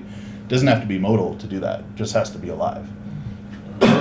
So it's an important test. It also helps do quality control on transport issues. So let's say the patient brought a sample to a lab and it took him 3 hours to get there, right? Motility might be a little bit lower, but they could still do a vitality just to kind of check if potentially that transport delay reduced the motility because the sperm burned out. They got burned out. They used up all the energy, but they're still alive. So you'll find plenty of customers doing this test. So if, what other way can they do this vitality if they're not buying our vitality? Under a microscope. kits? Okay. So the classic thing on the market is a 2-step stain. So ours is a little simpler, but it's nice to say, like, any step they can reduce is great. So what they would do normally is take a drop of a different chemical. So what's kind of this industry standard, they'd put a drop of semen in a similar manner. They would take a drop of a different chemical, add it, let it dry on the slide, then come in and take a drop of the next chemical, put it on, then put a slip on it.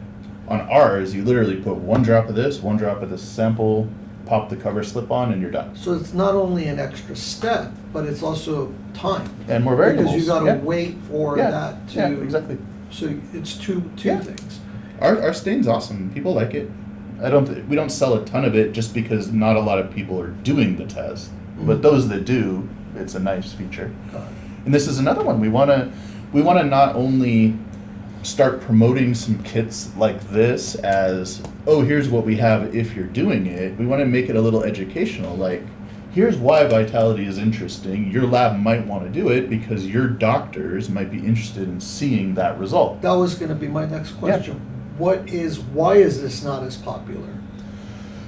Because it's just not clinically as relevant. You want to know how many are moving progressively, the size, the shape. All the other parameters are just much more important as far as diagnosing a guy and determining which sperm are more eligible for fertility preparations. So then the purpose of this is more just data to provide to a patient, And a doctor, yeah. right? Yeah. Like, it's not necessarily useful data, Right. Just more but data. it's more like Diagnosing, right? Yeah. things on a piece of paper that you can say, look at all the stuff we tested, There you go. really. Yep. And don't forget, all of these places, by and large, are for profit. Right. So, like a LabCorp doing this test, they're charging the doctors $10 extra to be doing it. And fundamentally, some doctors, they're just trying to figure out what's wrong, right? Like the guy, all his other parameters are fine, and there's just the couple's not getting pregnant, and they're trying to figure out why. So, every doctor kind of has their different opinion as well as to what's important. And it's not like necessarily, I have my kind of like knowledge and inclinations on things, but every doctor is different. You'll find some that are like, don't even care about progressive motility. Others only care about progressive motility. So there's kind of a general consensus, but there's lots of outliers in the industry on both sides. What you'll find often, customers will set a cutoff of like 25% motility, and they'll only do vitality on low motility samples. Does that make sense? So it's kind of like a cutoff where they go, okay, he's got really low motility, but how many are actually living? Does that mean 75% of his sperm are dead, or just a certain number are not moving, right? And that's where we get back to, you could have 25% motility, but 80% vitality. That, No, this is great. at least for like a basic overview. Yeah, no, this is great. And I think if you actually see it, which I'll show you now. So I actually have a sample that had one prepared to give you like a really easy view of it. So again, we're using our imagination slightly, pretending this is a regular lab slide instead of a fixed cover slip. We put a drop of semen, a drop of the Vitality kit, put a cover slip on there, pop it into the visualization system using the little slide adapter. By the way, just if you haven't been in a lab before, like this is such a standard item. This exact size, 1 inch by 3 inches. Every lab on the planet has these slides, okay? So it's, when you say make a wet prep, that's what that's called. Every lab knows what that means. Everyone's doing it. It's standardized. But this specific slide there, Yeah. it's proprietary, like Yeah. no one else has that. Yeah. That's our The little... two tests in one. Yeah. And what's cool, so this is used, remember we were talking about doing a count where you're seeing everything is 1,000,000 per ml. This is actually part of that equation because the depth of the slide inside of there is an exact 20 microns, right?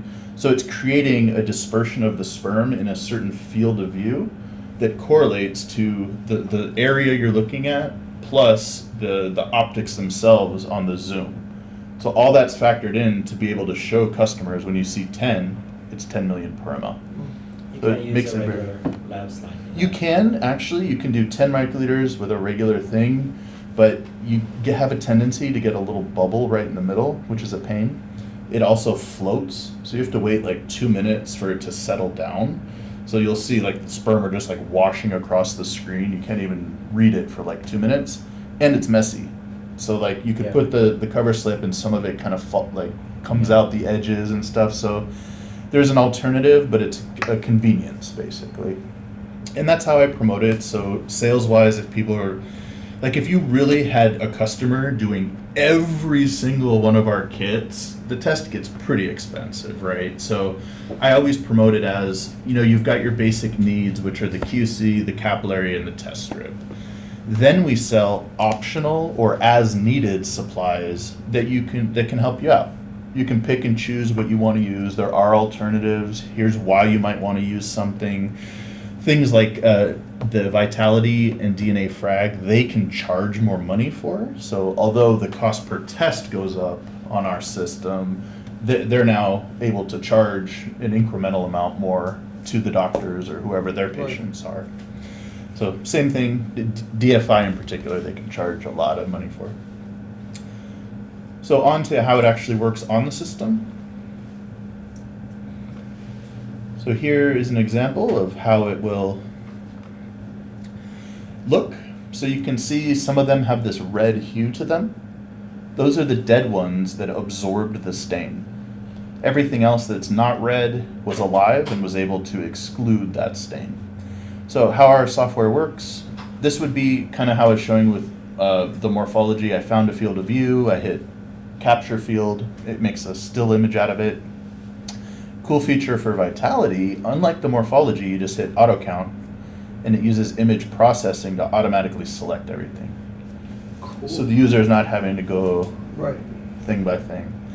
We do not, and by the way, so that same automation is, we actually have it available, we're just gonna get FDA clearance on it for the DNA Frag, yeah.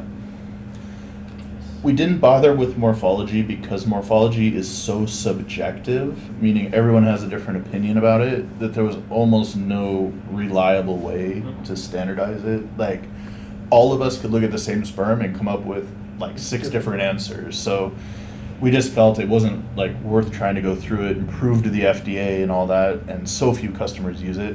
So morphology is never going to have the automation. We call it semi-automated though, because it's at least calculating the results and storing the fields and all of that. But DNA Frag will be. So go on to the next field.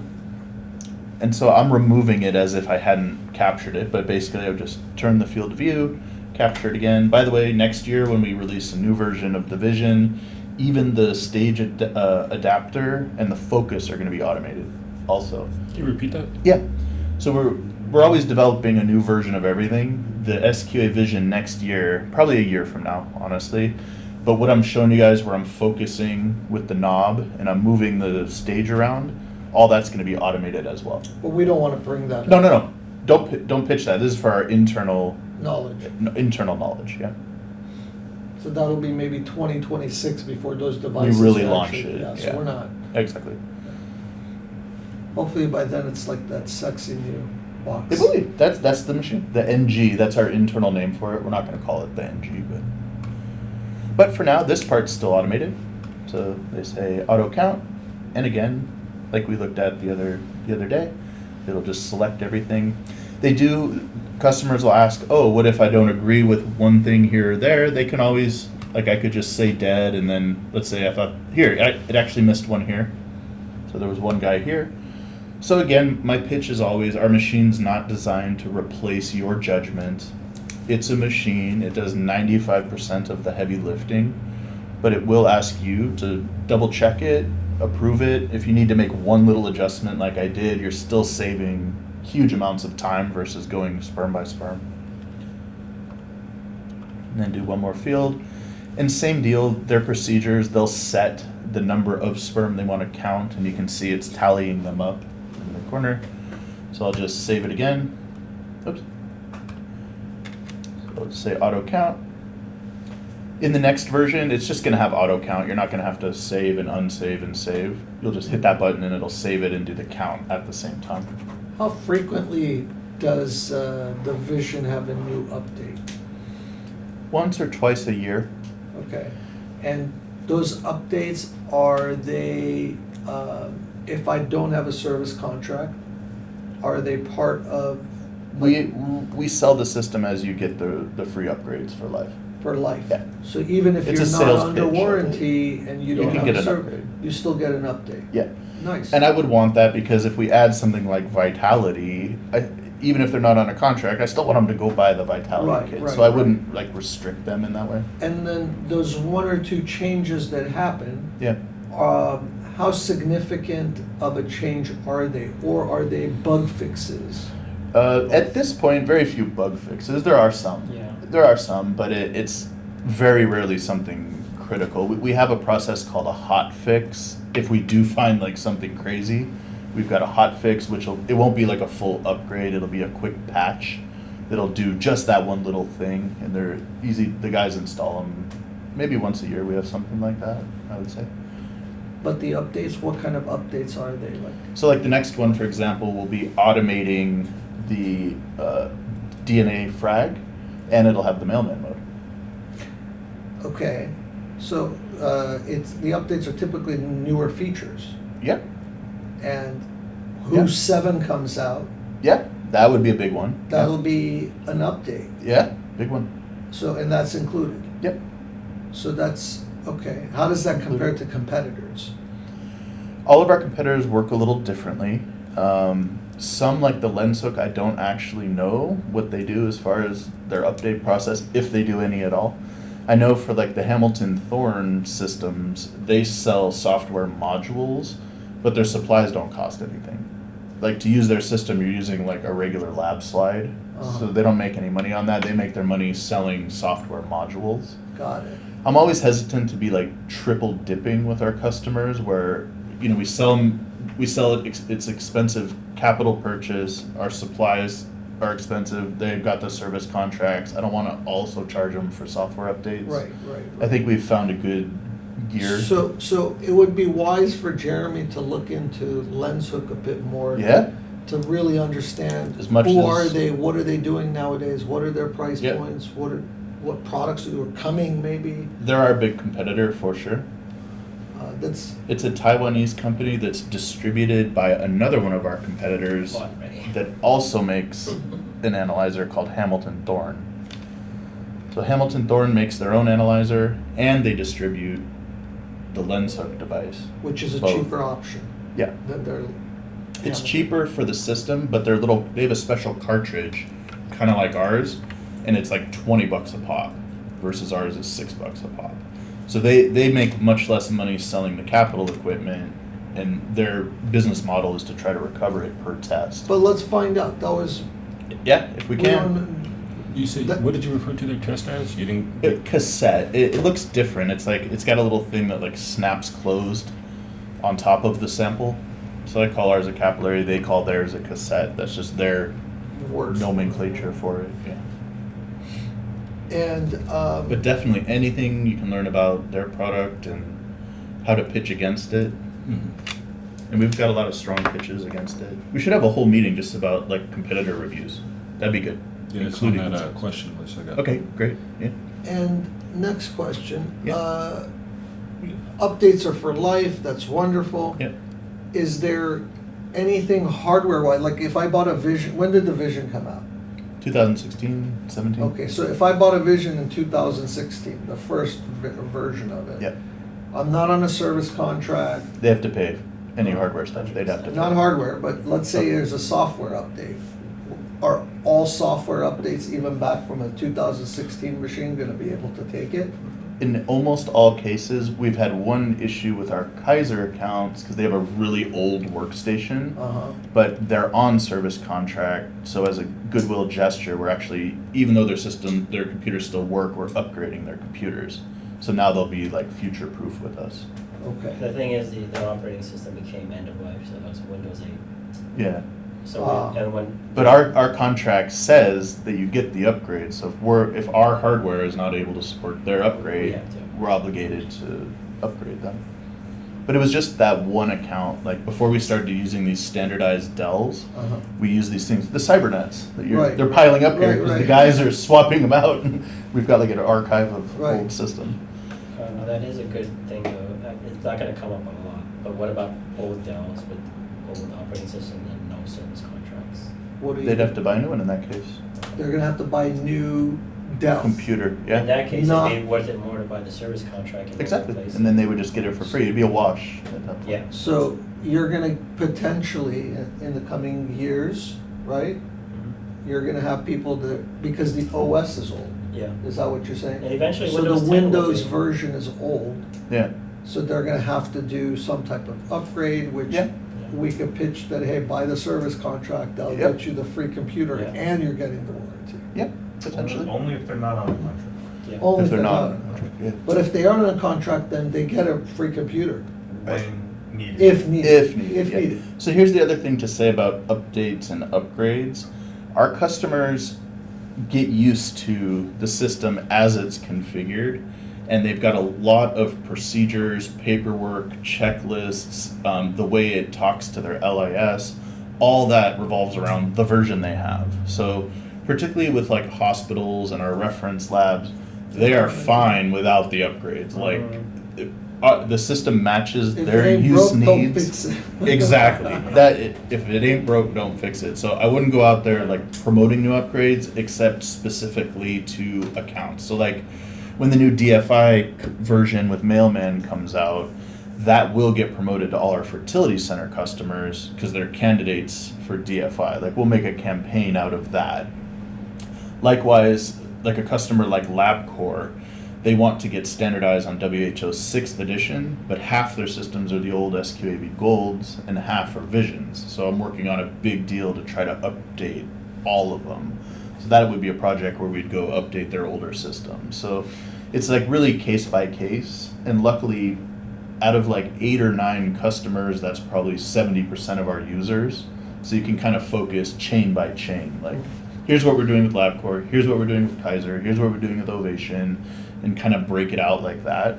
Versus an email to everybody, hey, we've got a new update.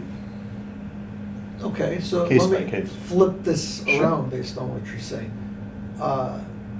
Hospitals don't like change, Yep. people don't like change. Here comes the IO. Yeah. Web-based, cloud-based, it's changing all the time. No, it's really not going to. We're gonna Oh. hit. There's gonna be a freeze point on the IO probably by the end of this year. Okay. Nothing else will ever be added to it by Okay. design. It's gonna be like locked. That is gonna happen the rest of this year, and then it's done. Okay. For sure. So no user interface changes, no function. Maybe small bug fixes. The only exception would be like a WHO 7th upgrade, but that's not adding features. That's changing reference ranges and things like that. Maybe that's a. And we'd have to let them know. Yeah. You know, if you wanna. Like, you know. yeah. Well, even when that comes, they could still go back to 6th edition. Right. Like, they're not You could forced drop to down use. if you want 7. Exactly. And if you do it, pay attention to the new features. Right. Yeah. Okay, so nothing like this type of change No. will happen on the IO. By design, our FDA clearance allows only so much, right? That's the first thing. Second thing is, we do want to keep it differentiated from the Vision. Right. So like when our mail-in testing mode and the automated DFI, like the value of the Vision is going up. Right now the IO and the Vision are like this. Now the Vision's going to be like here. So I think it creates a little more We want that. wiggle room. Yeah, We do. because it's a third of the price, so Yeah, we need to show exactly. that the value, this Exactly. is 2/3 more. Yeah, exactly. And I think the value right now is probably honestly double, and then we make of the system itself, and then we try to make up for it with our service support, LAS interface, all of that. But I think the real like over the top point will be again the The DFI DFI. and the mailman. That'll put it into kind of the next level overall. And even with that, after that, this next update, this version of the Vision is probably pretty much frozen until that new system comes. And then we've got actually like a different testing logic to how it's going to run samples and everything. That'll be a big shift. But that'll be a new product. It won't be an upgrade. You know what I mean? It'll be like literally, and then all of our 2016 customers become eligible for an upgrade, which is cool too. So they typically have like a 7-year life cycle. Yeah. Which we want to, that's another low-hanging Oh, fruit for yeah. us is we've still got probably 100 of our old version of this. Did you show them the gold a little bit? Yeah. Like the kind of dinosaur system we had before, all those customers are eligible for Vision upgrades. And if they had the gold, they're much more likely to just go with the Vision because it's a similar system and it operates in a like more logical way compared to the IO. So we've got some nice low-hanging fruit there. Eric, one question Jeremy had for me Yeah. was, I had mentioned the SQA-V went for a low 20s price. Back in the day, Back yeah. in the day. Yeah. And he asked if we're still able to sell them now, as if kind of in between the IO and the Vision. The only way we'll do that is if it's to an SQA-V customer. So if they're already using that system and they don't want to change anything and they're happy and they're aware that it has restrictions, the problem with it, we're not developing anything new for it. Yeah. So like when a new WHO version comes out or anything, at this point the platform's frozen. We're not doing anything else to it. On the V. On the V. So they're almost like, it's getting obsolete. It's not from a hardware technical perspective. We'll always support it, Yeah. right? But we're not developing anything new for it. So that's why I say if a customer's been using it for 10 years, they're happy with it, they don't need any changes, yes, we can do the gold for them. But at this point, we're charging $23, $24 for it. So in that scenario, if they're upgrading, I'd rather work with them on the price, maybe give them a special discount to $27, $28 and get them into a Vision. And at that point, you're talking $3-4 grand. Yeah. If they're going before a capital committee, getting one or the other approved, it shouldn't matter too much. And you said, what the 7-year cycle? Yeah. Is that like a standard, is it a requirement, or is that just the standard? No. like, It's procedure? like a capital lifespan they budget for. We answer that question when we fill out the paperwork. Yeah, what's your claimed? But for equipment in the lab, 7 years is typically that's like the standard. And we actually have test data to show that. That being said, our service and our preventative maintenance is so good, you can stretch that life on the analyzer. No, it's true. Yeah. But if you think about it, we're getting $3,000 a year on the service contract. They So will. it's basically, Right. it's equivalently paying for the new system over time. How is, have we even attempted to go after those people? Not yet, we're just hitting that Mhm. window on the Vision. But they're buying another, it's no different, though, they're buying the same hardware. Yeah. So how do I upsell? It's not easy, that's the point. Right. You know, with the Gold, there's a clear use case to upgrade, because the Vision's way better than the Gold. But if you've got a perfect SQA-Vision, and we're saying, hey, you gotta buy a new one, So it's even not though it's logical. that 7-year, they're okay with Yeah. that? Yeah, Even though their in most cases, yeah. procedure says Yeah. replace your device?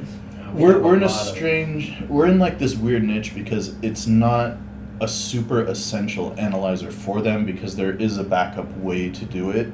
So like if a lab manager went to her finance committee and said, there's a 7-year lifespan, we have to upgrade or the company can't certify it or this or that, there's a chance the finance company just says, okay, fine, throw it away, we'll just go back to manual.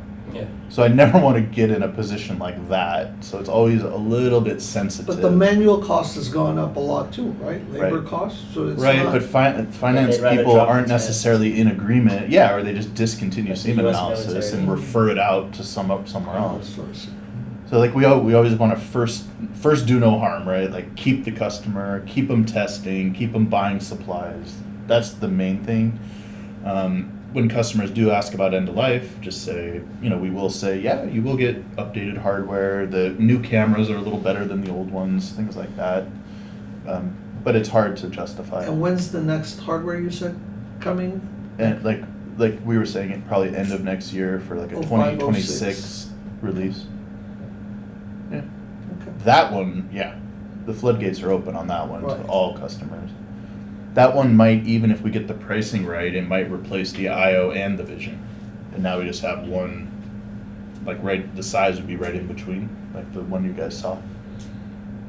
Okay. That would be my dream. And then we're supporting one system, one series of upgrades. It'll be hybrid, online or offline. So they could use it completely free of the internet if they wanted to, or it could update automatically like the IO does. So, Cool. yeah. All right. And I suggest to have it run Linux. You can. Go for it. Reach out to Benny. You know the course. I'm gonna run a fake sample just to show you guys the debris scanner. It's actually a good selling thing right now. Pitch the Vision for all the focus. Well, like Eric said, you don't want to do any. No, just for pitch something. it. Yeah. Yeah. Like how I've been leaving pamphlets. Yeah. But No, keep doing that. but follow up with a call. Yeah, well, that'll be one of our initiatives is to make it like a dedicated campaign out of, hey, there's 100 opportunities for a Vision just to a current customer. which is a very warm lead. You know, some of them now are like 13, 14 years old. So they're like doubled up on that 7-year recommendation. Yeah, they love the V. Yeah. SQA-V was like a staple. Yeah, it was a good system. The older techs love it because they don't need to go to the computer. Oh, They do the Yeah. test on the gold, the receipt prints out. Yeah. yeah. Remember I showed you, Jeremy? It Mhm. has some trade-offs, like, and you even get a quick visual, like you can put the cap and everything. Yeah. Yeah. Yeah. That's the older techs. The newer techs love all that touchscreen stuff. Yeah, of course. But was it the gold that took Nintendo cartridges? What? I've seen it, it looks like the old gaming It's console. because it's beige. Which one? The SQA. Oh, the 2CP? The one that was over. Oh, yeah. It That had that thing's- form factor, it just needed Yeah, a it looked like slot, you could so- put a cartridge in there. Yeah, you're right. Like the NES, like the original. Right, Remember NES. you blow the cartridge? Yeah, yeah. And it would work. Sometimes Yeah. you have to do it like 13 times. Right. And then you find... Did you ever get mad when you died and like hit the Nintendo? I would do The Oh, that. cartridge pops out. Tyson. Pops up. I remember it was like groundbreaking when Sonic the Hedgehog came out on Genesis. 16-bit. Yeah, it was Yeah. like unbelievable. He was like running and the background moved at a different frame rate, so it looked like it was actually 3D. It was- Yeah. Like what? Oh, sorry guys, I didn't change the setting. So debris scanner. Test patient. Debris scanning. So here's one of these things, Jeremy, where when we actually go on site and do the training, we do recommend that they do this interim step that we call the debris scan. So once the test is complete, it'll pop up a visual window. They'll put a drop on a slide. They'll take 10 seconds and look at it and just grade the debris if there was lots of other junk in there. And they could take a picture of it. Good information for the doctor, but also it helps correct the algorithm to give a more accurate result if there's a bunch of other junk in the sample. But when we're doing like demos, we don't get into it. It's just like another thing that doesn't need to be made a point of. And it is technically optional, so it's not something a customer has to do, but when we go on site for training, we highly recommend it. So I'll show you what that looks like right now. When we're out for training, do we show them all the various kits? Yep. While Comes we're with out? yeah, it always comes with one of everything. Yeah. Okay, and we really go through each one of Yeah. them to show. Yep. Unless it's clear that there's no use case for it. Like we actually stopped including these now. We used to give one up, but we're just throwing them away. But Right. so few people use them. Same, like we're not including the DFI kit. Right. Some of that. And the DFI kit, while this is loading, how many tests do you get out of it? 10, You get 10, and it's $400. So it's $40 a test. $40. Oh, and they're probably charging triple, quadruple. 300, 400. The discount facilities at a minimum are charging, $195.99 or something, all the way up to $400. So they have good margin on Yeah. that testing. That's why it's such a That'll- nice thing, and we make good money on it. They make good money on it, and we have people.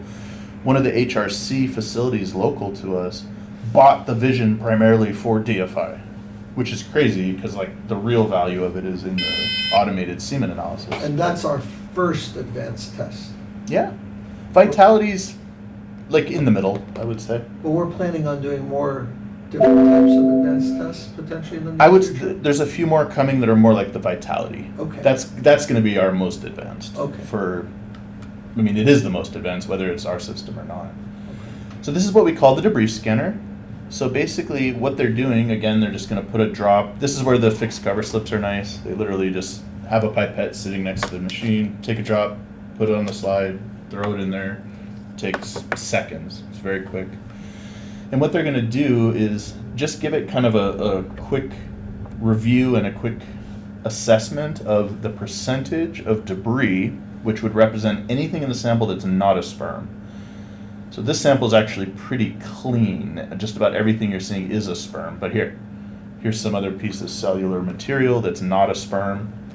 What they're going to do is just look at several fields and then make a bit of a judgment call saying, all right, as a ratio of sperm to other stuff, I'm seeing less than 10% of other junk in the sample, which this sample would fall into, because you can see there are a few things, but then there'll be a whole field where there's like, forget, this is just because the sample's old. That has nothing to do with like what it looks like. Yeah, exactly. But like you take a whole field like this, there is nothing but sperm. And we're not talking about like little itty bitty things. We're talking about stuff that's like similar to the size of a sperm. And so they get little video examples. This is an unstained slide too. What we're looking at here has a stain on it, so it looks a little different. But see, the background's pretty clear. It's basically just sperm. And then that moves up to like moderate. So that means between 11 and 30% of the stuff as a ratio to sperm is other junk. And just to clarify, Yeah. when you say junk or others, it's pretty much other cells, Yeah. Round cells, check it out. Yeah. stuff like that, right? We have red blood cells, white Red blood cells, cells, just others. epithelial, skin cells, yeah, like uric acid crystals, and just debris, like pieces of undeveloped sperm, and like there's just all kinds of other stuff in there. And so they're not worried about exactly what every little other thing is, but you can see there's little pieces of things. They can be immature sperm. So before they get their tail, they actually look like these little round guys here. And that keeps going up to like your many. So now we're talking a third to half of this stuff is other junk, and you can see it's getting more pronounced, the density. And then we get all the way up to gross, which in like a fertility lab, this is more common than in a like a hospital lab where there's just like weird other stuff. Guys can have infections and I mean all kinds of stuff. So see, there's just all kinds of stuff in there. So in this case, we're saying of the visible area, more than half of it is other junk, basically. So again, on a demo, you're not going to demonstrate this, but you might have a customer who says, well, Jeremy, what do I do if I have a sample with a bunch of debris? And you can say, oh, well, we do have a debris scanner that you can use anytime you want to qualify that. But I would do it in that order in a demo.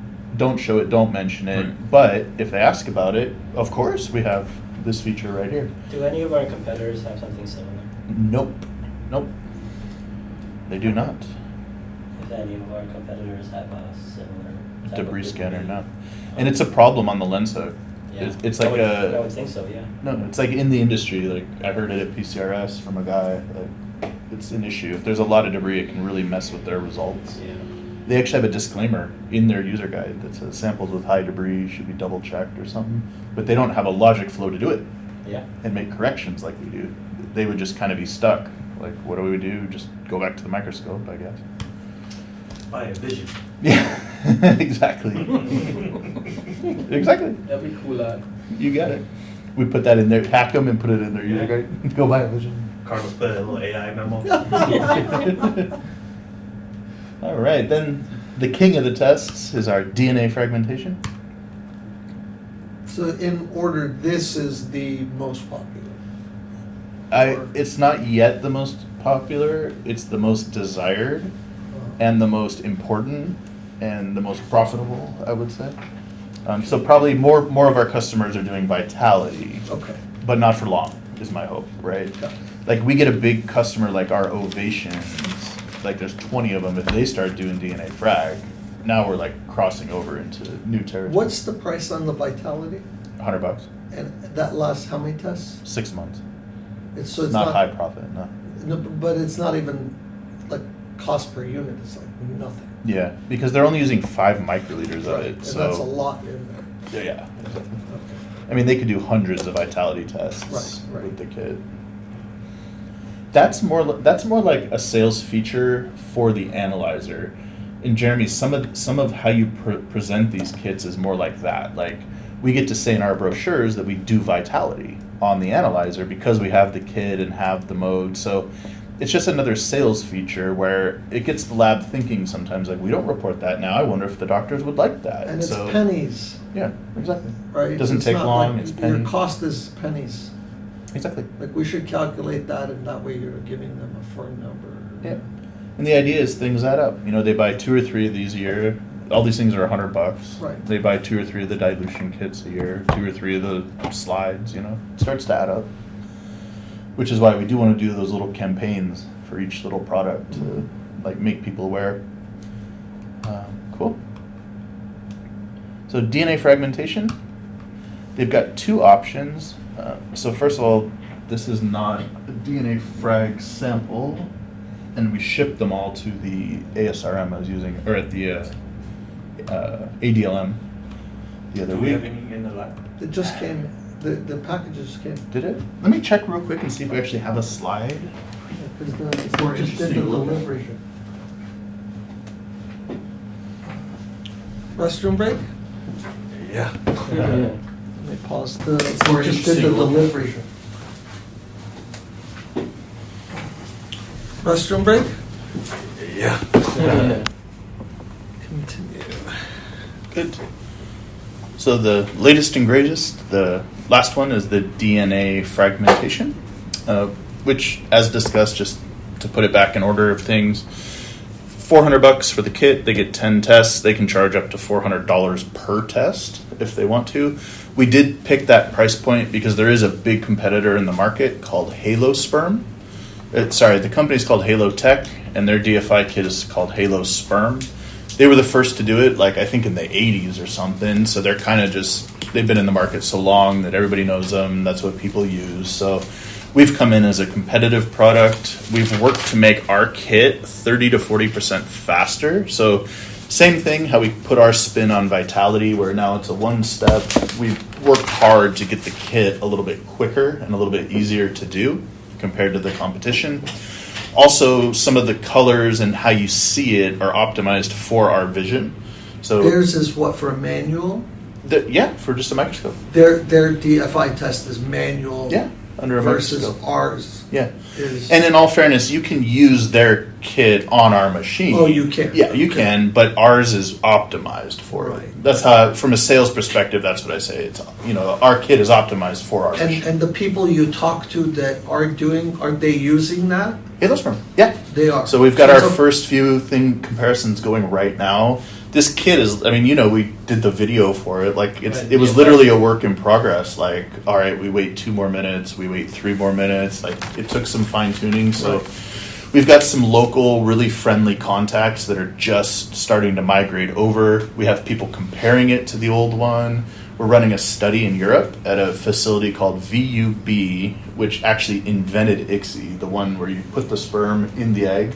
So they're really high profile, prestigious. They're running a comparison. This is where I'm throwing out that 30-40% number. That's from their independent study, not just because Eric says so. So we're going to actually have like a study on that for marketing wise, and hopefully get it submitted as a presentation at one of these conferences.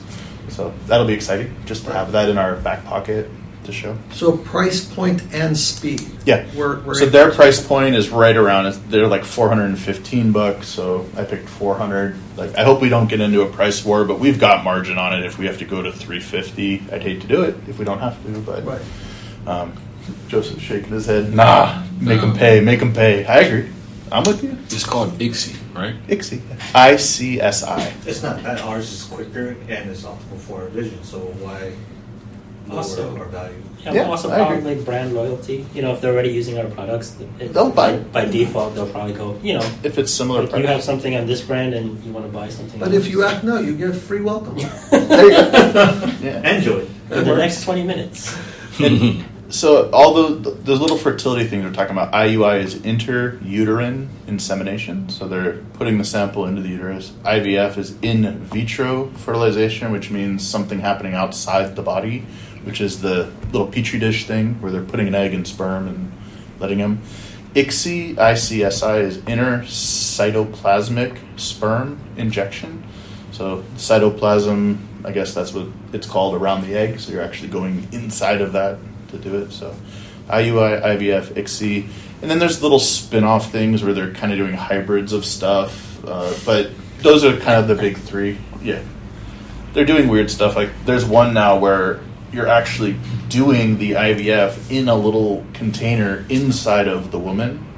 So it gets rid of that stigma around it being in like a petri dish. But it's basically like a petri dish in a little device inside of the woman. I know. Wow. So she's incubating her own. But it's organic. Yeah, but it's a little device like inside of her. Like, anyway, so there's other weird little things going on. So back to the square one here. So we ran our tests. Now we want to do our DNA frag. Our kit and Halo sperm, even though ours is 30 to 40% faster, it is still quite a process to run the slide. So Zubin probably knows better than anybody because he filmed the videos on it, but it takes a lot of steps. So you've got a lot of different chemicals that you need to work with the sample with. So how much time does it take? If you get real fast at it, 40 minutes, maybe. So let's say an hour. An hour. By the time you do the analysis and everything, an hour. So your cost is $40 per test. Yeah. Now you got an hour of CLS, Yeah. right? Yeah. So there has to be They're at a $100, markup. But they're charging $400 for it. So you're sunk for $110 or something. But a regular tech cannot do this though. Okay. yeah. So figure CLS is making $50-$60 an hour. Well, that hour is also including the semen analysis. Don't forget. Right. So like the first step in running DFI is still doing your regular semen analysis. Right. They would have had to spend a half hour on that anyway. Okay. It's almost like what they would have spent doing the semen analysis is a wash for what it's going to Yeah, take. but the to semen make the analysis the slide. CLS wouldn't be doing anyways. No, they would if they have to do it manually. If it was manual. Yeah, I'm saying if you're comparing Right. the Vision to manual. No, I'm trying to understand like what Yeah. is this cost for doing the DFI? It's $40 for the kit plus An hour. of things. So if they're getting a CLS is making 50-60 an hour, figure the test is costing $100. So they're Yeah. selling it for $300 or $400. There's still plenty There's of margin. still plenty of margin. Yeah. And we should maybe one day show them the video that Lydia made of them doing the old school way. The old Oh, that was morphology. Oh, okay. That was I thought morphology. that was similar to this. Although we should still internally we should look at that. We should try to find that one. So there's how we're reporting a percent normal morphology fully automated. If you actually see the process to do a manual morphology, where they're actually seeing all those defects, like how it would basically be the other method out there that's a substitute for our morphology stain.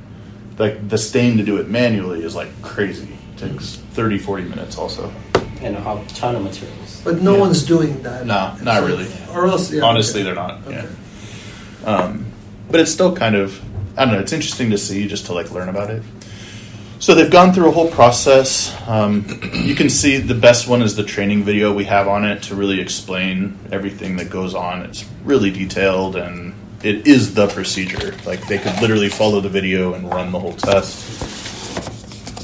But once they've created the stain, after all that intense work, what they've generated is a lab slide, basically, that'll have kind of a purple hue. But a lot's been happening to the sperm, right? We've been coaxing them to open up, and then another stain is activating the disbursement of their DNA, all kinds of stuff going on. You're putting it in the fridge to then preserve it, all kinds of things going on. But eventually, pop it in. And what we're looking for at this stage, you've got this is an refresh. hour later, basically. Yeah, exactly. There's a little refresh button down here that you can click. Sometimes it'll clarify it a little bit. But what we're looking at this stage now is the size of these little halos. They're supposed to be looking like this. It looks kind of weird. But the little glowing part is what's called a halo. And depending on the size of that halo, it indicates how healthy the DNA is. So DNA is like in a chain. You've all seen the thing. It's a spiral and it's got the little things on the inside. When that gets broken, so the chains of DNA are huge. They're proportionally huge. It'd be like the United States of America for like how small they are, right? So what's happening is the healthy DNA is able to, because it's all intact, it's able to spread out from the sperm, and overall, billions and billions of strands all together end up creating this little halo, right? So the bigger the halo, the better the quality of the DNA. So let's take just a few examples off the top. So you've got a guy, let's see if we have a better, this one's super dense too. This is like when they were practicing in the lab. One of the first steps is you actually figure out the concentration so you can do a dilution so you get fewer. This is too many because they're kind of like overlapping with each other, but for the training, How it's... come there's no tail, like I see it like big halos, but no tails? You do. They're here. You see them? Yeah, but some of them, okay. Those aren't sperm. So any cellular material will have a tendency to go through this DNA fragmentation process. So it could have just been a pinhead of a sperm. It could have been a white blood cell, a red blood cell. So anything that has DNA in it will go through this. So you're only going to count ones that have the tails. Got it. If that makes sense. Yeah. So in a high debris sample, You could end up... okay. Yeah. WBC is over 1 mil. Yep, Get could a be. lot of- yeah. Here's a really, really clear example of what I'm talking about. So I'm going to capture... Let me see if I could get this. There we go. Cool. So we'll capture the field. Now we have the option. So most labs are just doing, does it have a halo or does it not have a halo? A cool feature of our analyzer is it's also got what we call halo grading. So the WHO's 6th edition, the newest set of standards, actually recommends classifying if the halo is small, medium, or large.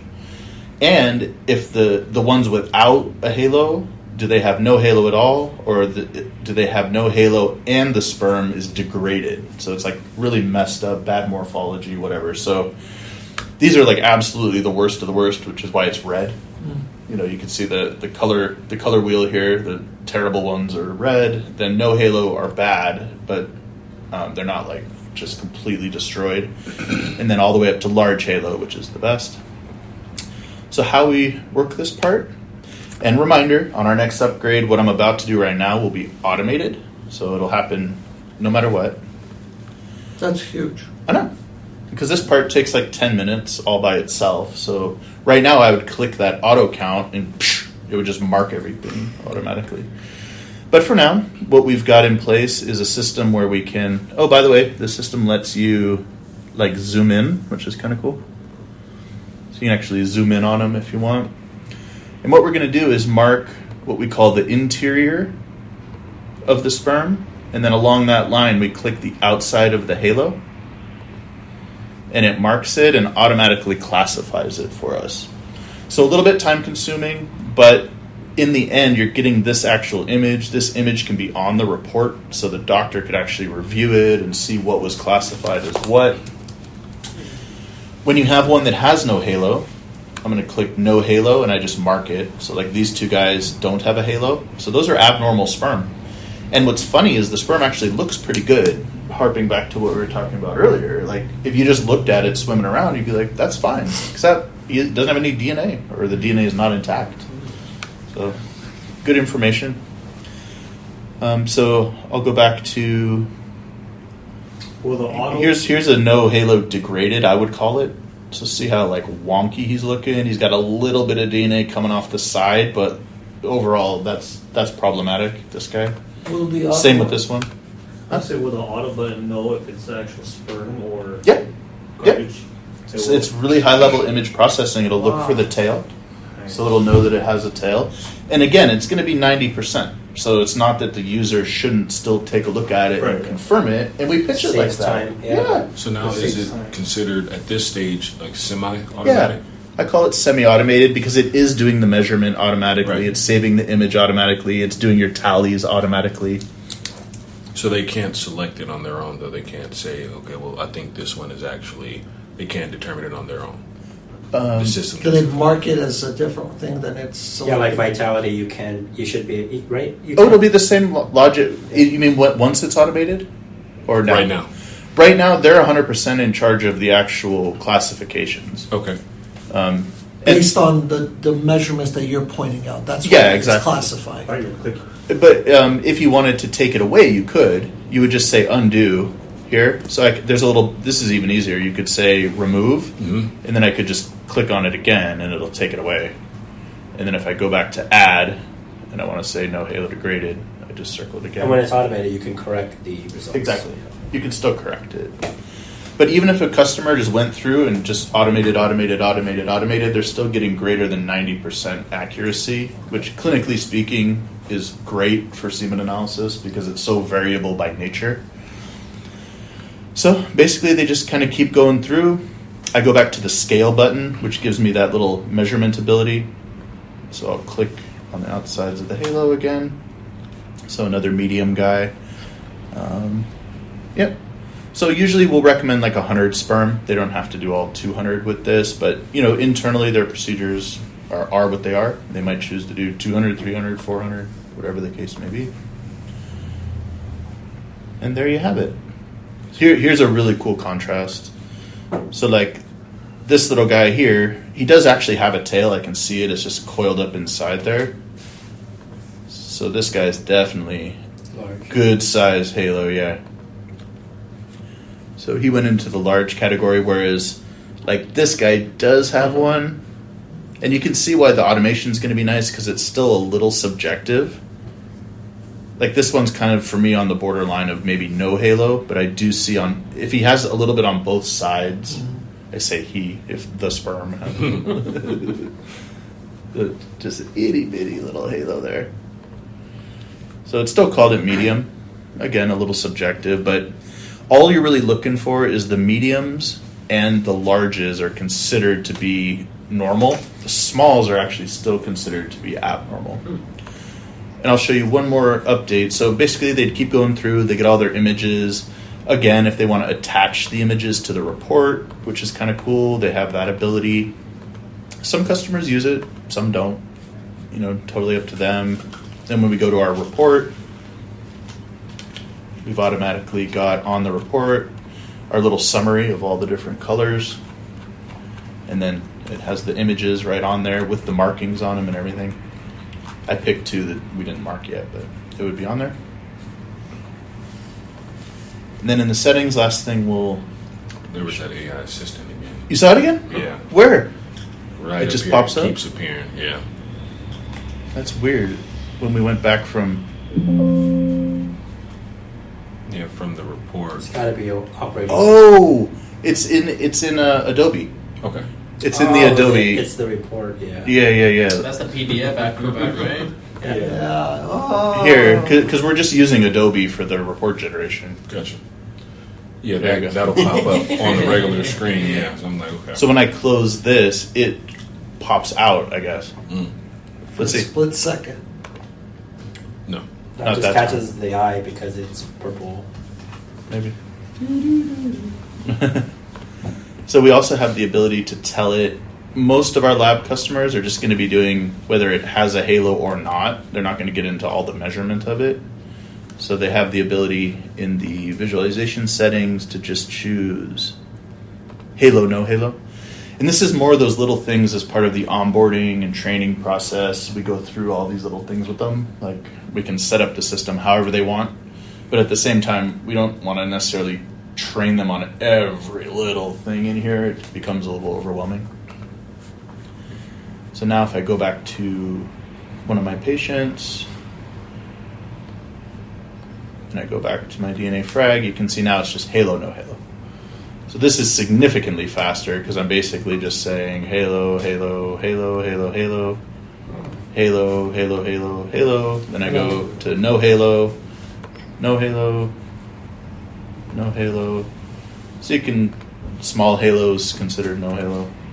And go halo, halo, halo, halo, halo, halo, halo.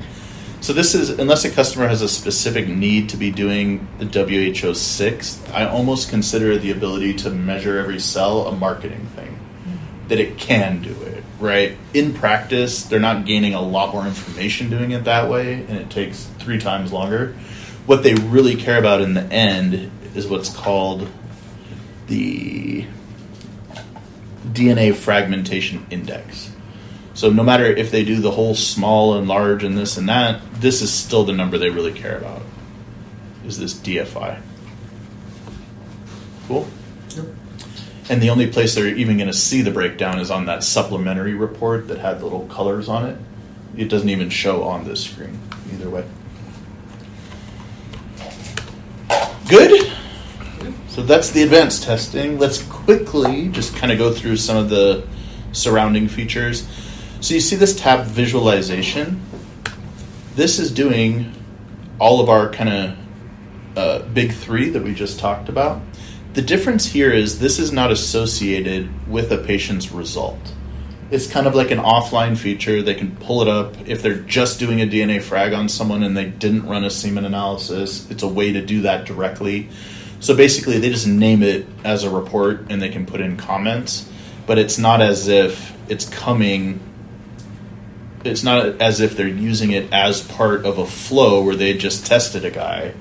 Now they're running it as a supplementary test and it's augmenting that guy's But results. that's not going to EMR now. No, it's not. That's as more far as just- I know, I don't think No. so. No. No, and that doesn't even It's go not in- associated with a patient. It doesn't go in the archive. It doesn't. Yeah, no, it's in the archive. It goes with the name. Because It can if they put, so they could, as the report name, they could call it whatever they want. They could say Eric's DNA, can't spell anymore, DNA frag, and put comments. And then, so let's say they did a morphology.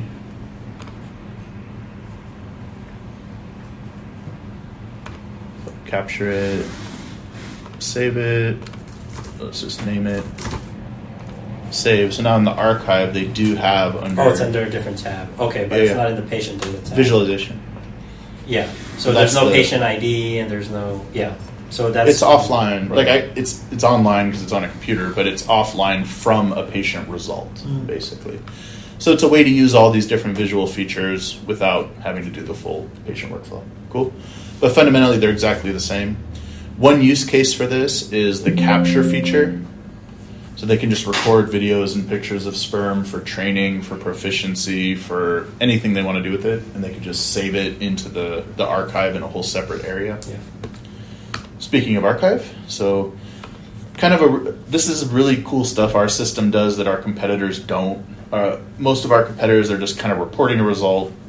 We've got a really organized archive where all the patient data is stored as one section. Cryobanking, we won't even get into that. We literally don't have a cryobank customer at this time, so I don't want to overload you guys too much, but anybody doing sperm freezing and dealing with donors, we do have a mode for them. So if and when you ever hear about that, the system does have that capacity. Can you turn that tab off? No, Okay. but it would be nice if you could. Yeah. Latex beads is our QC archive, so the daily quality control that we ran with our beads is all there. Stabilized sperm, again, it's something people used to do where they would actually run live samples instead of the latex beads, but we've pretty much taken over the industry with our QC beads. All of our customers do this as part of our regulatory recommendations.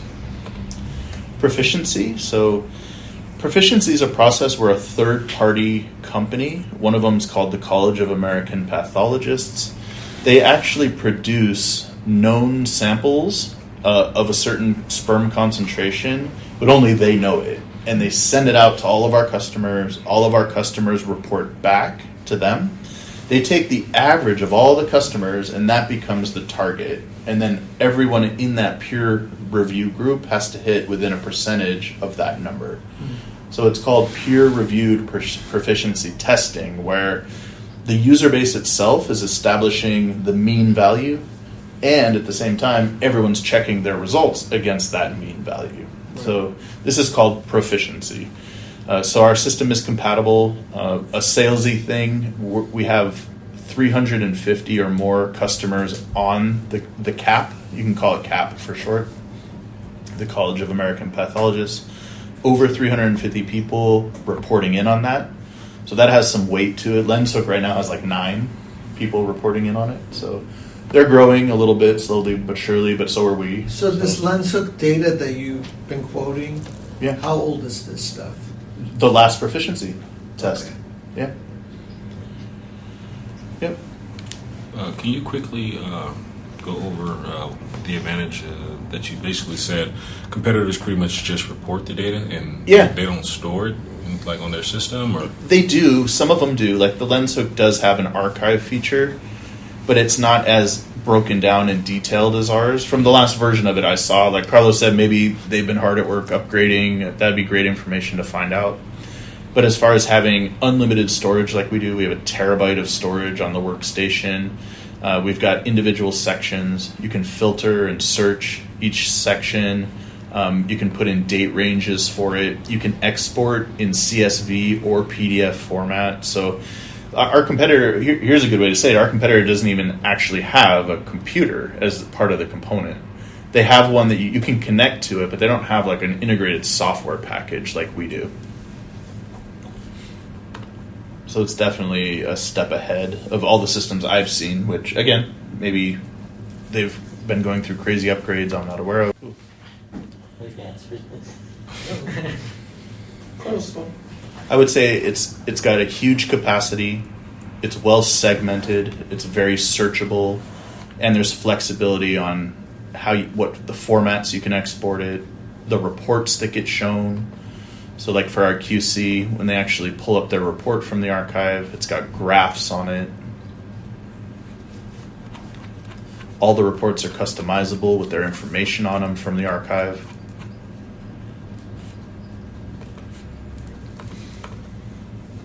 I mean, this would be like number 75 on your pitch list, but just another one of those little features to be aware of. Like usually on a demo, once I go in, I can talk about it for 10 seconds, and they're just like, "Oh, that's awesome! Like, no need to. Yeah. You guys got it covered." Like, it's just a nice little kind of boost during a demo that they're happy about. Another one we store all their service data reports in the archive. That's another big one. I don't even know if our competitors even have a process where it goes through an auto calibration, let alone storing every single report in PDF format in the archive on a permanent basis that they can pull up. This is super helpful for people on their semi-annual calibration confirmations. If they miss it, they can actually go back and send us something from that day. Yep.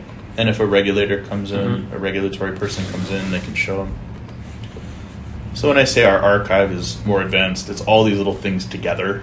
Some of our competitors might have some of this. Like they all store your patient results, right? But do they have a little indicator of what kind of tests were done on it? That's what these little images are. Are they differentiating the test type, whether it was fresh or wash or frozen? You can search the headers, ascending or descending, clicking into them. So as with all features in the system, we've tried to think of everything, make it super intuitive and user-friendly.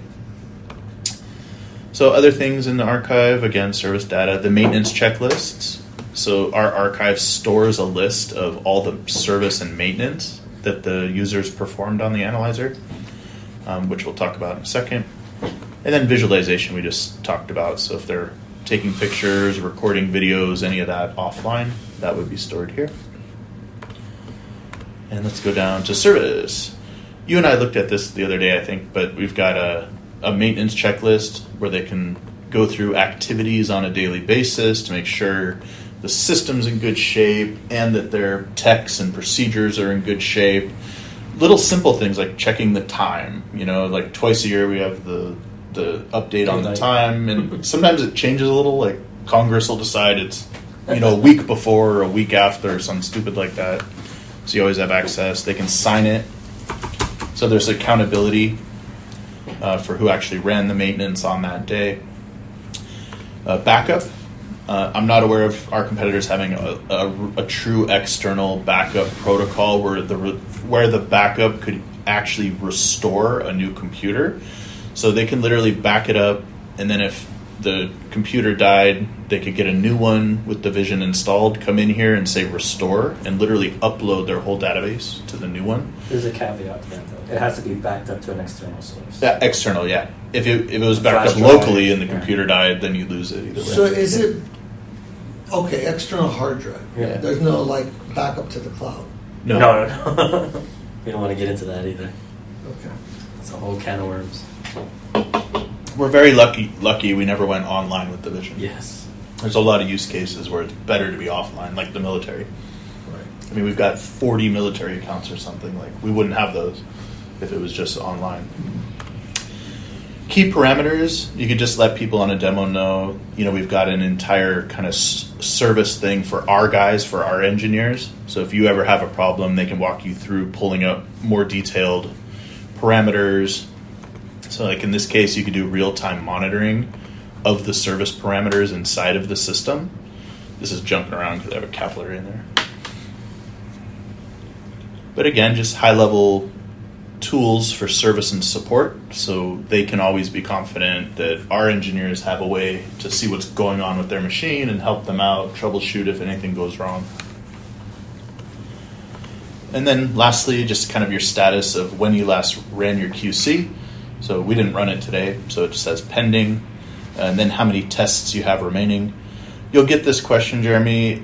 Maybe not actually, it's more of a during installation thing, but we used to have a process where they'd have to scan in tests for their testing capillary. Did you talk about that during service? Okay. So no longer have that. The guys just upload more tests when they're on site.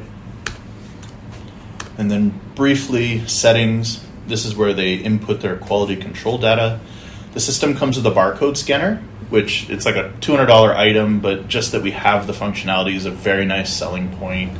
When it comes time to load a new batch of QC, which comes out every 2-3 months, there's literally a barcode scanner code on it, and they just click this.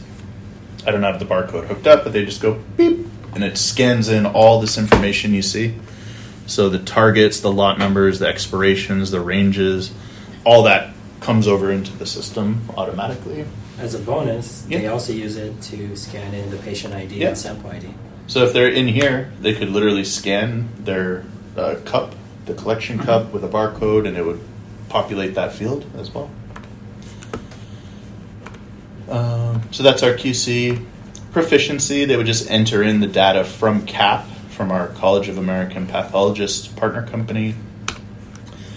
Test patient, there's all kinds of different little clinical stuff. Things that are relevant is like the option to have that debris scanner pop up automatically. They can set a default for vitality testing to where the vitality interface opens up automatically if the motility is below a certain percentage. So it kind of forces techs so they don't accidentally skip it. The manager might want to put that in place to make sure. Are these settings accessible based on user type? So if I'm Yes, a lab tech, yes, they are. yeah. Only the admin. Okay, so Yeah. I can have my lab tech not have access to this. Correct. If you create them their own account, Right. Yeah. They'd all have to have their own usernames. But Right. yes, that's And is it logging all the work based on the user logged in? yeah, it'll show who ran So it. historically, I can go Yeah. look at the archive and say, did so what? and so. Yeah. Yeah. Okay. And you can get into really advanced stuff on the back end. Mhm. Like it. There's an audit report, Yeah. paper trail of everything. It's Like not even if you change the time Yeah. or anything, there's like So a full. if I'm on an EMR, it's transferring over No. which lab tech did this work? Oh yeah, it does that. Okay. but not this deeper Ran stuff. by, but not Right. not the audit trail. Right, but at least it knows who did it. Oh yeah. Yeah.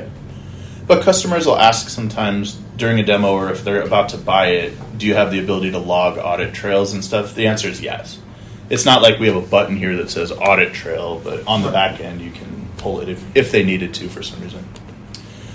And again, this is all stuff we'd go through during installation and training. One important note, the Vision is backwards compatible with all the old WHO versions, all the way back to 3rd edition from the 90s. So if they want to do that for any reason, you'd be surprised. Really? There's a small handful. Oh, wow. Yeah.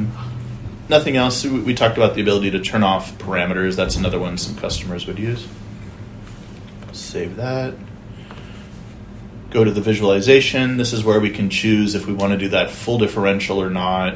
If we want to use, I've been showing you guys the mark counter where I'm actually clicking on the cells to mark them.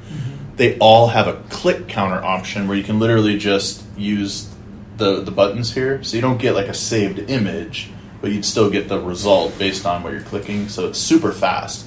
Like if you just had one as normal and one as abnormal, you just go normal, normal, normal, normal, abnormal, abnormal, da da da. So you can just kind of click through it. The size, when I'm doing those markings, you can play with the size of the circle around them. If you've decided you want to do it zoomed in versus zoomed out, you can make the circle bigger to cover the sperm. This kind of stuff, I don't even know why we have it in there. They shouldn't really be messing with it, but it's like the driver for the visualization camera and stuff like that. System stuff, this is where they put in all their custom reports.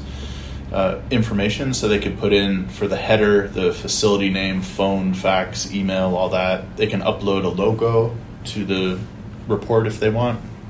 They can choose different languages. Sound type, so like when the test is starting or a test completes, it'll make a little chime. You can pick the sound of the chime. Cryo settings, forget that. This is where they put in new users, so they can actually establish additional user accounts here. And then your report settings, so they can play with little things like the height of the margin and the footer. They can choose not to put like page numbers on there. And then the big one is this option for a flexible report. That's where they can do the 100% customization, where they can make it different colors, texts, formats, tables, anything. But they need our assistance for that. Yeah, by and large, they would probably need it. Unless it's something kind of intermediary, I would say yes. It's a lot to understand. So I just promoted that it is an option. Most of our customers are doing the LIS transfer anyway, so how the report looks is not critical for them. But we had one big one, CCRM, the one that's interested in 13 systems. So like that level of service and support helped with that sale, literally. Like we made them a custom report. It also like locks the system into their procedure. When you do stuff like LIS integration, custom reports, they have less and less opportunity to not use our system. Yeah. They get stuck with us in simple terms. I don't know, this auto export thing, I've never used that. Do you know what that is, Sal? Yeah, so what it's going to do is export an XML file, Okay. which can be used for API use and stuff. Okay. Yeah. So it's like highly advanced stuff. We don't use it. It's something new that's just started to come out with the latest versions. Okay. Last two tabs, and then we're done for the day. Hang in there. They can customize their maintenance activities. So how what you saw in there is actually just the defaults. They can simplify this, add things, take it away. Stuff like checking the time of the machine might be a good one to have in there. They can choose how often they back up the system. So it can do that backup process automatically when they turn it off, so they don't have to do it themselves. How often they're doing their quality control. So we recommend every 24 hours from a regulatory perspective, but they can change that if they wanted to. And then automatically save the service data. Yes, no matter, like we absolutely want customers always saving their service data. And then very last thing before we call it, this is our interface. So this is the settings where it'll talk to their primary computer and send data and receive data. All that is in here. We've got some default protocols based on what some of our big customers use. So it's like a starting point. Certain ones like to see the data come across with like a certain character in front of it or whatnot. So, But these are like first time setup thing. They're not Yeah. gonna, once No. we do it, they're never It's gonna done. touch this Yeah. stuff. But where this is a nice sales point is just to show them that we have an integrated capability in the system, right? So in a demo, I do go in here and say, yep, this is where you can also choose what you send across. So you could still on your report from the system have all the results, but maybe you just want to send certain ones Right. across. You could have both. So it's mapping basically. Yeah. You can also change the format of how it sends. Yeah.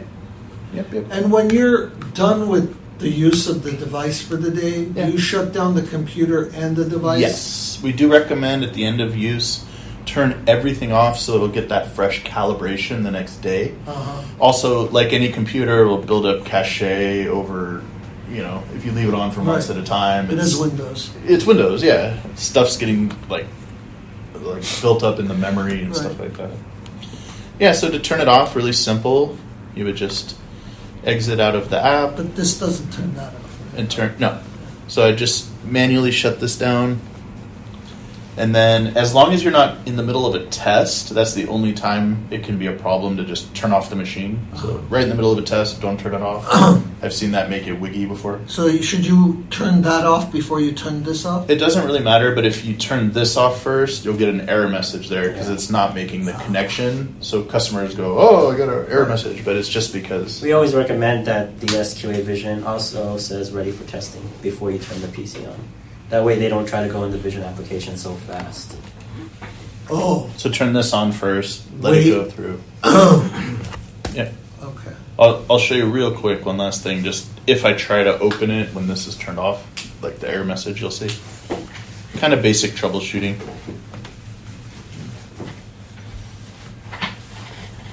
But sometimes it's like a perceived problem, like the customer thinks there's a problem, but there really isn't.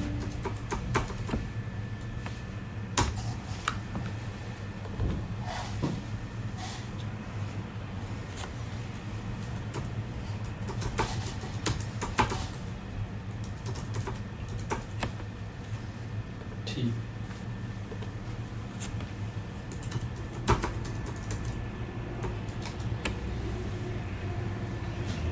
So now it's going to get mad at us because there's no signal coming from the system. That's all. Just so it's unable to connect. But it will let you do offline mode, which accesses Yeah, the you can still get to your archive. archive and things like that if you wanted to. Just can't test the patient. All There right. you have it. Cool. Cool. Perfect. Thank you. Want to take a 10-minute break, then talk?